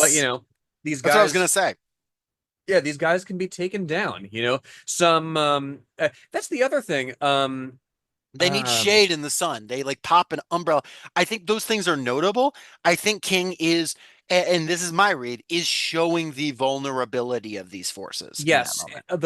the vulnerability of a show of solidarity initially from a marginalized person, right? Yes. Somebody who is very obviously not of this particular culture, somebody who is Italian in the way that you feel like should be pronounced Italian, right? Yeah. Like it's um you know it's encouraging and it's also incredibly cool. He only let himself eat half, Garrity. Pete, he shouted and tossed the remaining chunk to him. McBride caught it with a flashy backhand, showing the sort of stuff that makes college shortstops and maybe major league ball players. He grinned at Garrity and ate the melon. So fucking cool. Also, like the horniest line. Looking at like your friend, he's like, "Oh my God, he could be in the MLB." That's pretty Mm-hmm. horny. Mm-hmm. No, I love these. I love the bromance between these two guys. That is like it nails for me the dynamic of like being 16 and 17 and like are you best friends or are you into each other and is there really like kind of a difference because we're not actually going to act on this, so Yeah. we're just everybody's just kind of having a good time though. It really does like kind of nail that like weird complicated dynamic in a way that like maybe even more than King was even going for, but for me that like hit in a really like effective way.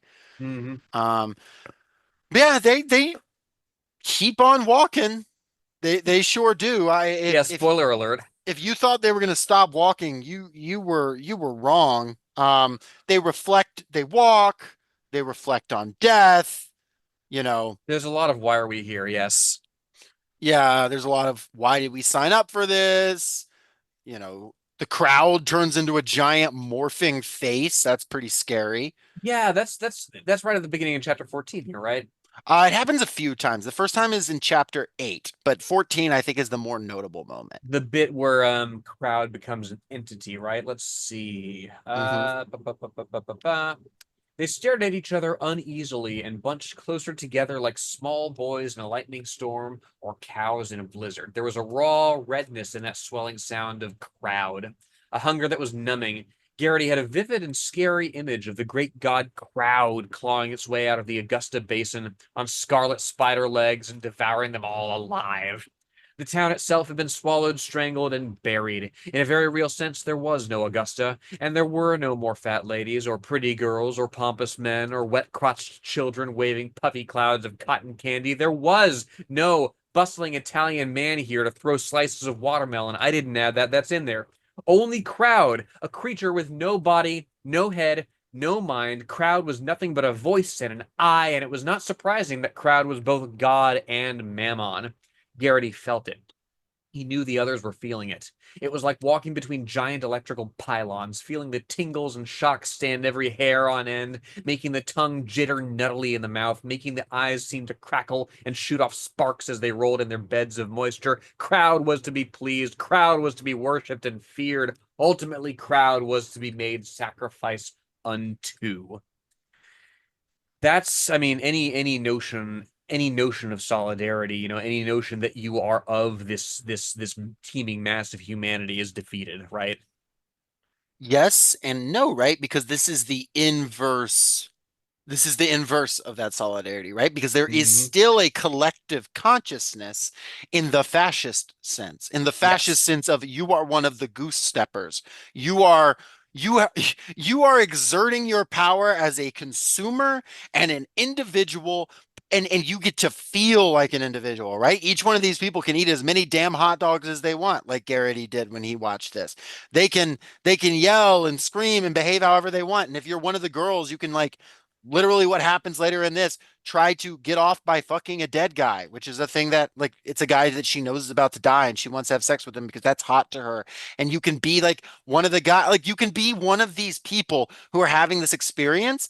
And for them, they are powerful. They are an individual, right? The way fascism and hyper capitalism and all that makes you feel like you're in the driver's seat. But ultimately, they are just part of the same teeming mass that is Mhm. not working solidaristically, that is working towards a single end, and that is the majors ends, that is the end of reaction. And I think it's very interesting that they says God and mammon, right? Mhm. Because of course that is a reference to the Bible. Jesus says you cannot serve both God and mammon, which is and the interesting thing is so mammon kind of dual meanings there, right? Mammon is one of the names of the princes of hell, classically, right? It is a name for Satan, but it also directly means greed or sometimes Yes. just money or gold.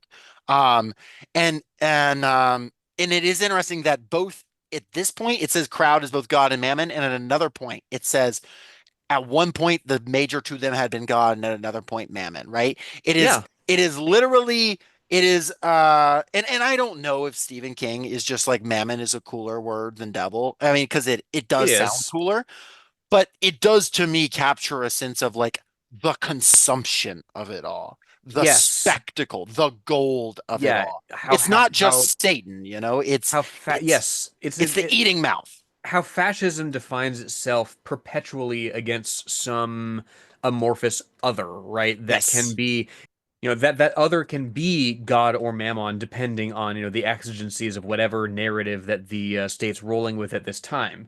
Like it's, people will deride incorrectly, of course, socialism as this like flattening, like, force that's antithetical to individuality. But what is more flattening and anti-individualistic than, becoming one of millions of goose steppers, right? Being subsumed into crowd, being part of this force of humanity that can just be like balled up by some dictator and thrown in a direction. It's like a thought I had when I was watching a film of Black Friday shoppers, which as I know is a little bit outdated because with online, but everyone knows the videos, right? Oh yeah. Are you an individual or are you part of a teeming mass when you do that? Well, you kind of are both in a really weird, creepy capitalist sense because you might as well be just one of many mouths on a machine, but you are also acting as a individual in that moment, and it is kind of the worst of both worlds in And that sense. it's the ultimate, you're alienated indeed from yourself, right? From Yes. your own visage, from your own face. Like there's this moment here where they go through Freeport, right? Where Ray's from. And let's see. And at this point, most of the folks have dropped off because it's been hundreds of miles Yeah, without yeah, there's sleep. like a handful of them left. McVrise was still beside him. The TV camera glared down. Now, peripherally, this is Garrity. He could see his high school class, and they were unfurling a huge banner, and somehow it was his own face, his yearbook photo, blown up to Godzilla size. He was grinning down at himself as he cried and struggled to reach her being Jan. Second warning blared from the loud hailer like the voice of God. Jan, she was reaching out to him, hands touching her cool hand, her tears, his mother, her hands reaching. He grasped them. In one hand, he held Jan's hand, and the other his mother's hand. He touched them. It was done. It was done until McVrise's arm came down around his shoulder again. Cruel McVrise. And like, there's that moment where like Garrity is temporarily like divorced, distracted from the very objective that he sought out. Right? There's that moment where glaring down at him like some insane Jack in the Box from a nightmare is his own face. Right? There's this hero idea that his hometown has of him that's so dysphorically unlike how he feels. Hmm. And it completely, for a moment, if, were McVrise not there to, pull him out of it, right? To remind himself of, who, of that last scrap of his own individuality, right? He would just be totally lost. 100%. And I will have to note as well that just cruel McVrise seems like a great Shakespeare actor line to Cruel say. McVrise, Cruel honest McVrise. Iago. Yeah. Cruel McVrise from Maine, untimely ripped.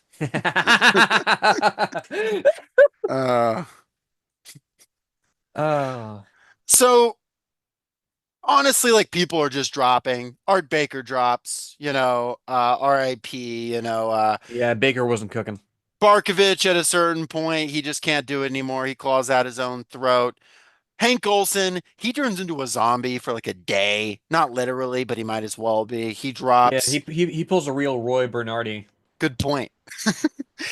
How did Roy Bernardi die? You're gonna have to finish this one for me. Oh, Let's he's let's alive get and into well. the Oh, well, Bernardi, have bad news about how it's gonna end. And this isn't a threat. This is your fate has been sealed by this book, unfortunately. Yeah, it's weird that like we got a brief vision into a future where there were a bunch of minor bureaucrats forced to like take a walk. Yeah, they have to. It's like the last Hunger Games that they do in Mockingjay, where all the like children of the capital have to like fight in the Hunger Games. But Man, instead, we have like to read that book.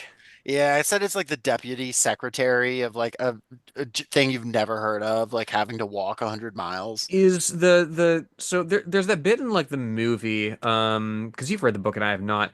That bit where like the game master is like put in a room and he's locked in there and the only thing that he has to eat is like those poison like fruits or whatever. Is that in the book? He dies in the book. I don't know if it specifies how, but you have to keep in mind I read the books once when I was like in eighth grade. But lots of people die, you know? And it's Scram it's a sad death because he's got allergies. I really feel that one as somebody who has bad pollen allergies. Sorry about that, Scram. There's a Uh, moment where like they go around and they all mutually agree, yeah, whoever wins, like we'll use our prize to help out Mrs. Scram. hmm And then you get to the last three, which is McRise, Garrity, and Stebbins. And Stebbins at this point reveals his grand trick, the grand Stebbins lore, um, which is he's talking to Stebbins, right? He's limping along, and Stebbins is like doing this like monologue as they're fucking limping, and he says. I'm the rabbit, Stebbins repeated. He's turning to the Joker here in my mind. You've seen him, Garrity. Little gray mechanical rabbits that the greyhounds chase at the dog races. No matter how fast the dogs run, they can never quite catch the rabbit. Because the rabbit isn't flesh and blood, and they are. The rabbit, he's just a cut out on a stick attached to a bunch of cogs and wheels. In the old days, in England, they used to use a real rabbit, but sometimes the dogs caught it. More reliable the new way.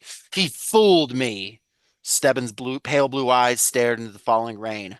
Maybe you could even say, he conjured me. He changed me into a rabbit. Remember the one in Alice in Wonderland? Maybe you're right, Garrity. Time to stop being rabbits and grunting pigs and sheep and be people, even if we can only rise the level of whoremasters and the perverts in their balconies and the theaters on 42nd Street. Stebbins' eyes grew wild and gleeful, and now he looked at Garrity and McBride's, and they flinched away from the stare. Stebbins was crazy. In that instant, there could be no doubt of it. Stebbins was totally mad. His low-pitched voice rose to a pulpit shout. How come I know so much about the long walk? I know all about the long walk. I ought to. The Major is my father, Garrity. He's Holy my shit. father. Um, and the truth of the matter is, we have no idea if this is true or not. Mm. And this will never be confirmed, right? Because this is the thing Stebbins says. Stebbins says he's the illegitimate bastard of the Major, and this is basically to like get his recognition. And Stebbins is like, but he figured it out. He was one step ahead of me. He set me up as his rabbit. But it turns out you outran the rabbit. And he's just like, is this kid just crazy? Does he just think this is the case? There's probably a lot of kids without fathers who just see the Major on TV all day growing up and decide he's their father. Or maybe he is. I don't know, Lenore, your read? Cause he yeah, cause he's got that like raw masculine energy, right? Sure. In the same way as like, Garrity looks at every woman and like judges her by her breasts, right? Mhm. By this aspect of like maternality, that one is reduced to in the fascist paradigm of okay, what you are is a, something that produces the next worker, right? You know, Sure.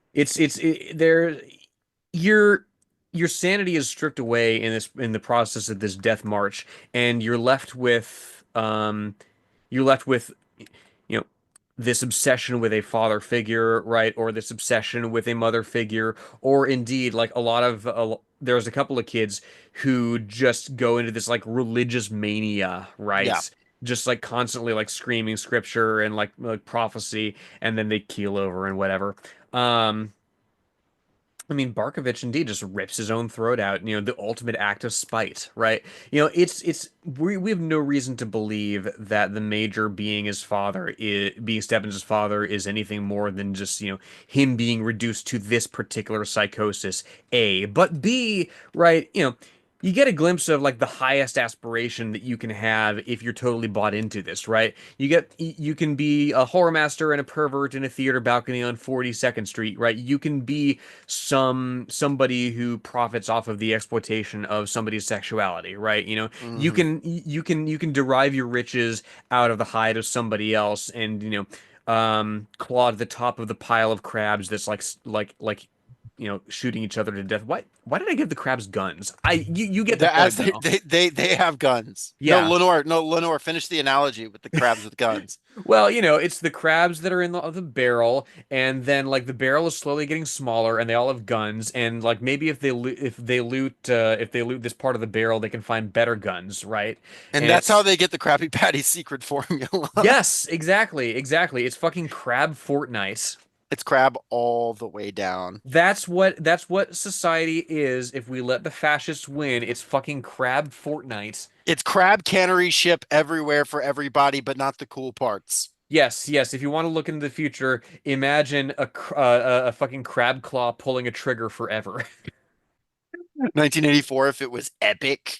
But yes, to get back to get away from the fucking like uh uh uh No, it was a coherent metaphor. It was coherent. yeah, to get away from the fucking like Red Lobster all you can eat like shit that I veered us into, like Hmm. when Stebbins won, the prize he was going to ask for was to be taken into his father's house, right? Was to be accepted by this I don't want to say faceless authority, right? He does But have a face. yeah, he Yeah. does have a face, right? But it's more about the symbol, right, than about the person himself, and to be embraced by the symbol, to be accepted by, to essentially have a father figure in when you come from, you know, a man, a man and a woman, a sperm and an egg, the most biologically like essentialist origin, right? When you come from nothing and you work and then you die and then you've produced a worker along the way, right? Um this desire for a relationship, leaves you seeking it even in the arms of something that rips it away from you, right? Mm. It's a big, big house with lots of room, with a big, big table with lots of food. It's a big, big yard where we can play football. It's a big, big house. It's my father's house. And that Are father? you are you familiar? Are you familiar with that? With that No? little ditty? No, what's that? Yeah, you're not evangelical enough. Uh, You wouldn't get it. That's a classic evangelical worship song. It's a really? big, big house with lots and lots of room. Yeah. And it goes, it's my father's house. Yeah, it's about heaven. You go to, and it does throw in football in heaven because of course it does. Because Of course. Was anyway, was this perhaps written by a Texan? I don't know who it was written by, but it was certainly sung plenty in Georgia. I'll tell you that. Ah, okay. Um, but regardless, eventually all men must die, including McBride, who just he can't make it happen anymore. He was trying to tell him a fairy story. It doesn't work. About a white knight that's on a sacred quest, but McBride's just he can't hit it. Um, it says, let me see. McBride's head had dropped and he was walking at the crowd fast asleep. And yeah, he walks at the crowd and yeah, he gets fucking shot. He walks over the cloud, falls down. It's over. It's just he's the third man left, but he just can't make it happen. Um, and at this point, Stebbins is not able to feel bad about it, and Stebbins just going, finish the story, Garrity. And then he says, let it go then, when Garrity won't. If there are such things as souls, his is still close. You could catch up. Garrity looked at Stebbins and said, I'm going to walk you into the ground. Oh, Pete, he thought. He didn't even have any tears left to cry. Are you? Stebbins said. We'll see. And this is like the first moment where Garrity really seems to really want to win. Like he wants to survive repeatedly, but Garrity has no central reason for being here aside from like he just kind of has uh tripped and stumbled his way into this position through a series of like kind of unfortunate moments and blusters that he then has to back up. Um, and it's like now with McBride's dead, and he's just kind of mad about it that he's like, I'm gonna walk you into the fucking ground. And then you just have these like very vicious final scene that I'll read here. He's thinking Stebbins can't be beaten. He shambled along, bulge-eyed, jaw-hanging gape, rain swishing in. For a misty, shutter-like moment, he thought he saw someone he knew as well as himself, weeping and beckoning in the dark ahead, but it was no use. He couldn't go on. He would just tell Stebbins. He was up ahead a little, limping quite a bit now and looking emaciated. Garrity was very tired, but he was no longer afraid. He felt calm. He felt okay. He made himself go faster until he could put a hand on Stebbins' shoulder. Stebbins, he said. Stebbins turned and looked at Garrity with huge floating eyes that saw nothing for a moment. Then recognition came, and he reached out and clawed at Garrity's shirt, pulling it open. The crowd screamed its anger at this interference, but only Garrity was close enough to see the horror in Stebbins' eyes. The horror, the darkness, and only Garrity knew that Stebbins' grip was a last despairing reach for rescue. Oh, Garrity! He cried and fell down. Now the sound of the crowd was apocalyptic. It was the sound of mountains falling and breaking, the earth shattering. The sound crushed Garrity easily beneath it. It would have killed him if he had heard it, but he heard nothing but his own voice. Stebbins, he said curiously. He bent and somehow managed to turn Stebbins over. Stebbins still stared at him, but the despair had already skimmed over. His head rolled bonelessly on his neck. He put a cupped hand in front of Stebbins' mouth. Stebbins, he said again. But Stebbins was dead. And then at this point, the major just rolls up and they fucking shoot Stebbins in the skull. And the major wants to give him his reward. You know, he made it. But and the major runs up to him to basically give him his prize and say, "You've won, son. You've won." Garrity stepped aside. He was not alone. The dark figure was back, up ahead, not far, beckoning. He knew that figure. If he could get a little closer, he could make out the features. Which one hadn't he walked down? Was it Barkovich? Collie Parker? Percy? What's his name? Who was it? Garrity! The crowd screamed deliriously. Garrity! Garrity! Garrity! Was it Scram? Gribble? Davidson? A hand on his shoulder. Garrity shook it off impatiently. The dark figure beckoned in the rain, beckoned for him to come and walk, to come and play the game. And it was time to get started. There was still so far to walk. Eyes blind, supplicating hands held out before him as if for alms, Garrity walked towards the dark figure. And when the hand touched his shoulder again, he somehow found the strength to run. And that's the end of the book. Well, I mean, I know who the dark figure is. Oh, who is it? It's Margita White, White House Communications Director under Gerald Ford. Just throwing that I think out there. I think that's true. But if it's but Is but what this happened? is this our most obscure bit yet? I don't even. It's just like it's not even connected to anything. It's just, what do you think is what's the dark figure? Is it death? Is it this reference to you know? Is it reference to McBride's soul that was made recently? Like McBride is still right there, and Garrity feels like he can catch him. Uh, If it's is it like who is it like the Crimson King or like who is like the like grand sort of antagonist across mhm. Stephen King's books, like who's in Dark Tower? Like Yeah.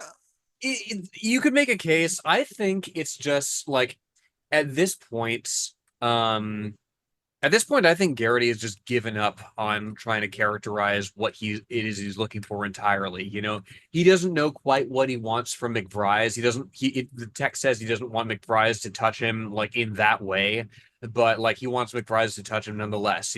He's constantly looking for a mother figure in every woman that he sees, and sometimes he's looking for he's looking for them like as sexual beings, and sometimes something just not sexual but intimate nonetheless, right? I think at this point, like it's a dark figure that just represents, this yearning for a human relationship that's not imperiled in any way, right?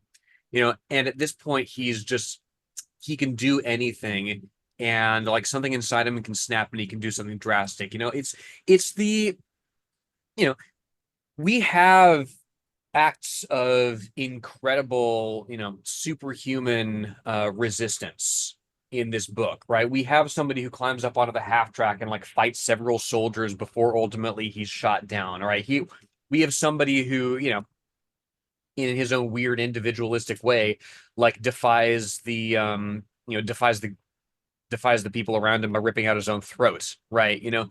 Eventually you get pushed to a breaking point if you remain alienated from everybody around you. And that's where Garrity has ended up ultimately. Like he finds the strength to run, sure, but what does he do after? We don't know. All we know is that he's been pushed to this point where his own sense of exhaustion, of feeling like he's about to break, has been finally ripped from him, right? He's totally insensate. And what he does now, I think is beyond even the realm of description. I think I agree. I would also add he has a conversation with Stebbins earlier when Olson is in like his almost zombie mode, where Stebbins says you get to a certain point where you're like looking at yourself from the inside and you've just descended basically into the fucking sunken place from Get Out. And I think he is very much now in that place looking at himself, right? Because he said that figure he knows as well as himself. So he is like correctly looking for companionship, looking for another person, right? He sees himself as just one of these 100 walkers because he is. So he doesn't recognize himself when he looks at himself. He sees these other guys. And so this shadow figure in a lot of ways is him looking, he's like outside of himself looking at his body that is just kind of like now free to do whatever. But he very well could just be running into the afterlife, Yeah. and it doesn't matter. Like, okay, so he lives another 50 years after this in luxury, right? Who cares, right? That's not the point. I'm not particularly interested in what happens next because that's not what this is about. And I do really appreciate King's commitment to keeping this from the start of the walk to the end of the walk, and we really aren't breaking here. I think, like I said, if I'm his editor, I'm cutting about 50 pages out of this somewhere. Like I'm just making this shorter so we have less repetition. But I think the idea is sound of just keeping this self-contained, and I appreciate this ending, and I do appreciate the ambiguity of it. Um, as much as I would like it also to have a little bit of a bow on the sexuality stuff, I do Mhm. understand why it doesn't, and maybe that's just a me problem. No, I mean, it's about fundamentally how. I mean, it's been described as the most pessimistic and the most despairing of his books, right? Yeah. It's about how like you've reached a point where there's nowhere to go except onward, right? There's no hope of organization. There is no hope of education or evolution, right? There's I couldn't help but notice like there's a bit in the final chapter here. Garrity's head seemed to be playing jazz. Dave Brubeck, Thelonious Monk, Cannonball Adderley, the band Noisemakers that everybody kept under the table and played when the party got noisy and drunk, right? Jazz is banned here, right? What's you fought a whole war against Nazi Germany only to have your own country have its own list of like degenerate music, right? What Hmm. is left? You Yeah. know, and that's what this book captures, and it does it pretty ably. Well, the Florida public school system seemed to think it was too critical of the United States to be sure because it did get banned along with a couple other King books fairly recently from a number of school libraries. I do understand why this, of course, isn't in a elementary school library. Not no complaints there, but it was in a number of high school libraries and got banned on citations of being inappropriate, anti-American, all of that. And I felt we'd be remiss before getting to the end of not noting that at the very least, the people that are reflecting the most, the people criticized in this book, seem to be taking the criticism as against them. So that's interesting. I like telling on yourself to that extent. You're like, this book that's anti-totalitarian, we should ban it. Like, just I do like how the lack of introspection there. And I think it's important, even though I don't think like King has a super sophisticated political analysis, nor that he's trying to do, right? He is trying to tell a story of characters in this moment. I do think it is important. The political points that he is making is important. And I think it is interesting to show like the DNA, not of maybe literally this society, but of this type of society is all there in the United States and always has been. Hmm. Um, the authoritarian nature has always been there in the United States, even if, not everyone has felt it at every time, even if not at every point in history we've had the most brutal things. And I think it would be, remiss not to make the point that like this country has done like things like long forced marches for Native Yes. Americans. This country has done that for, a number of people. This country has a history of just exploiting and working people to death here and around the world. It has a history of repressing dissenting ideologies in a more effective way than a Nazi style total ban. It's actually more insidious and more effective. Um, the bread and circuses, all of the DNA of all of that is in this story, is also in our own society, and the figures who most reflect the major in this, the more fascistic elements in the US ruling class, such as, the government of Florida, see themselves reflected and criticized in this work. And I think that is interesting and not something that we should take lightly. Hmm. Yeah, yeah, no, 100%. It's a society, there as here that can subsume any critique of it into its, cultural landscape, you know. Mhm. And to the extent that, there is any call to action, it's, don't be the only guy like, getting up on the half track to fight the soldiers, right? Yeah, Like, because they're, as made of paper as that particular tiger is, a tiger it still is, right? no doubt. And it can only be defeated by a more organized tiger. My metaphors are fucking bleak today.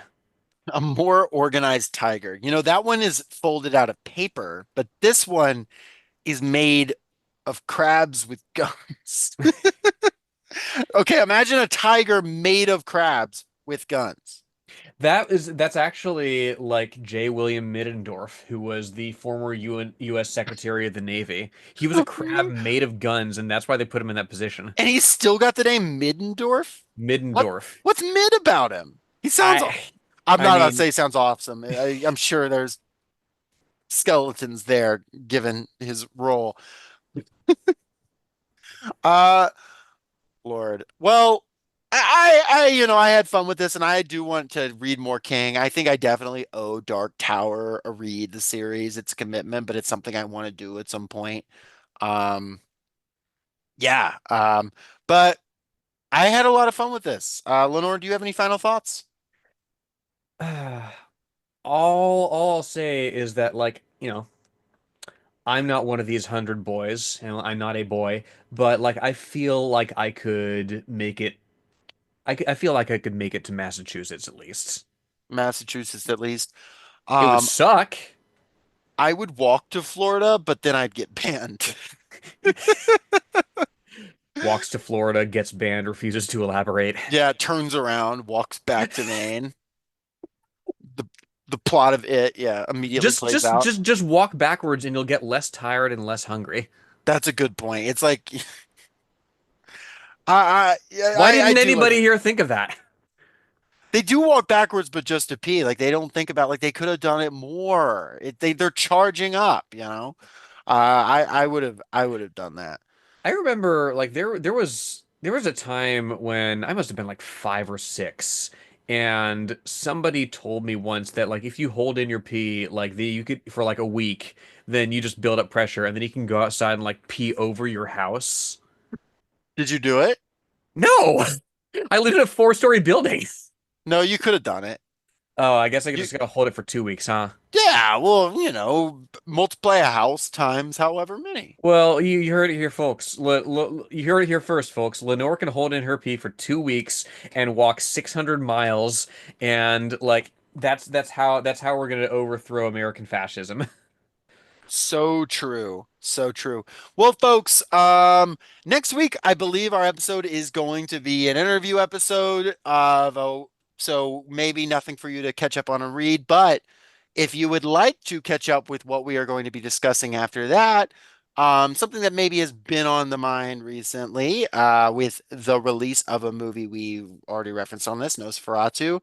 If anyone is looking to read along, Bram Stoker's Dracula might be something to check out.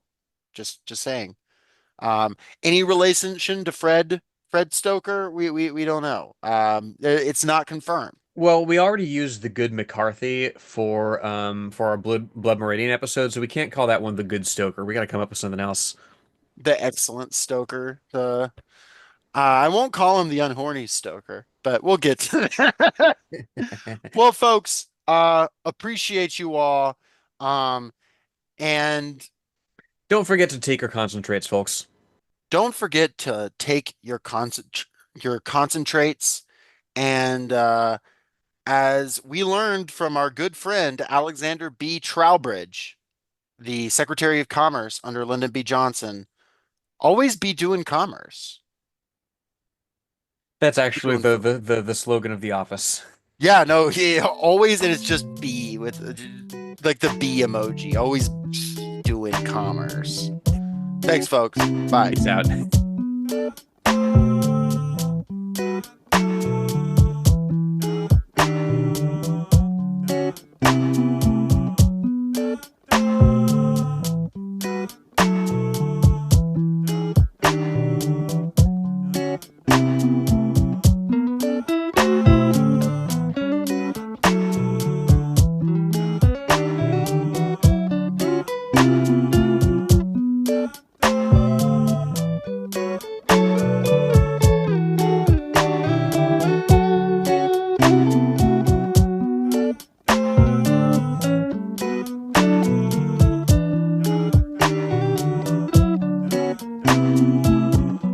Thank you for listening to Socialist Shelf Radio.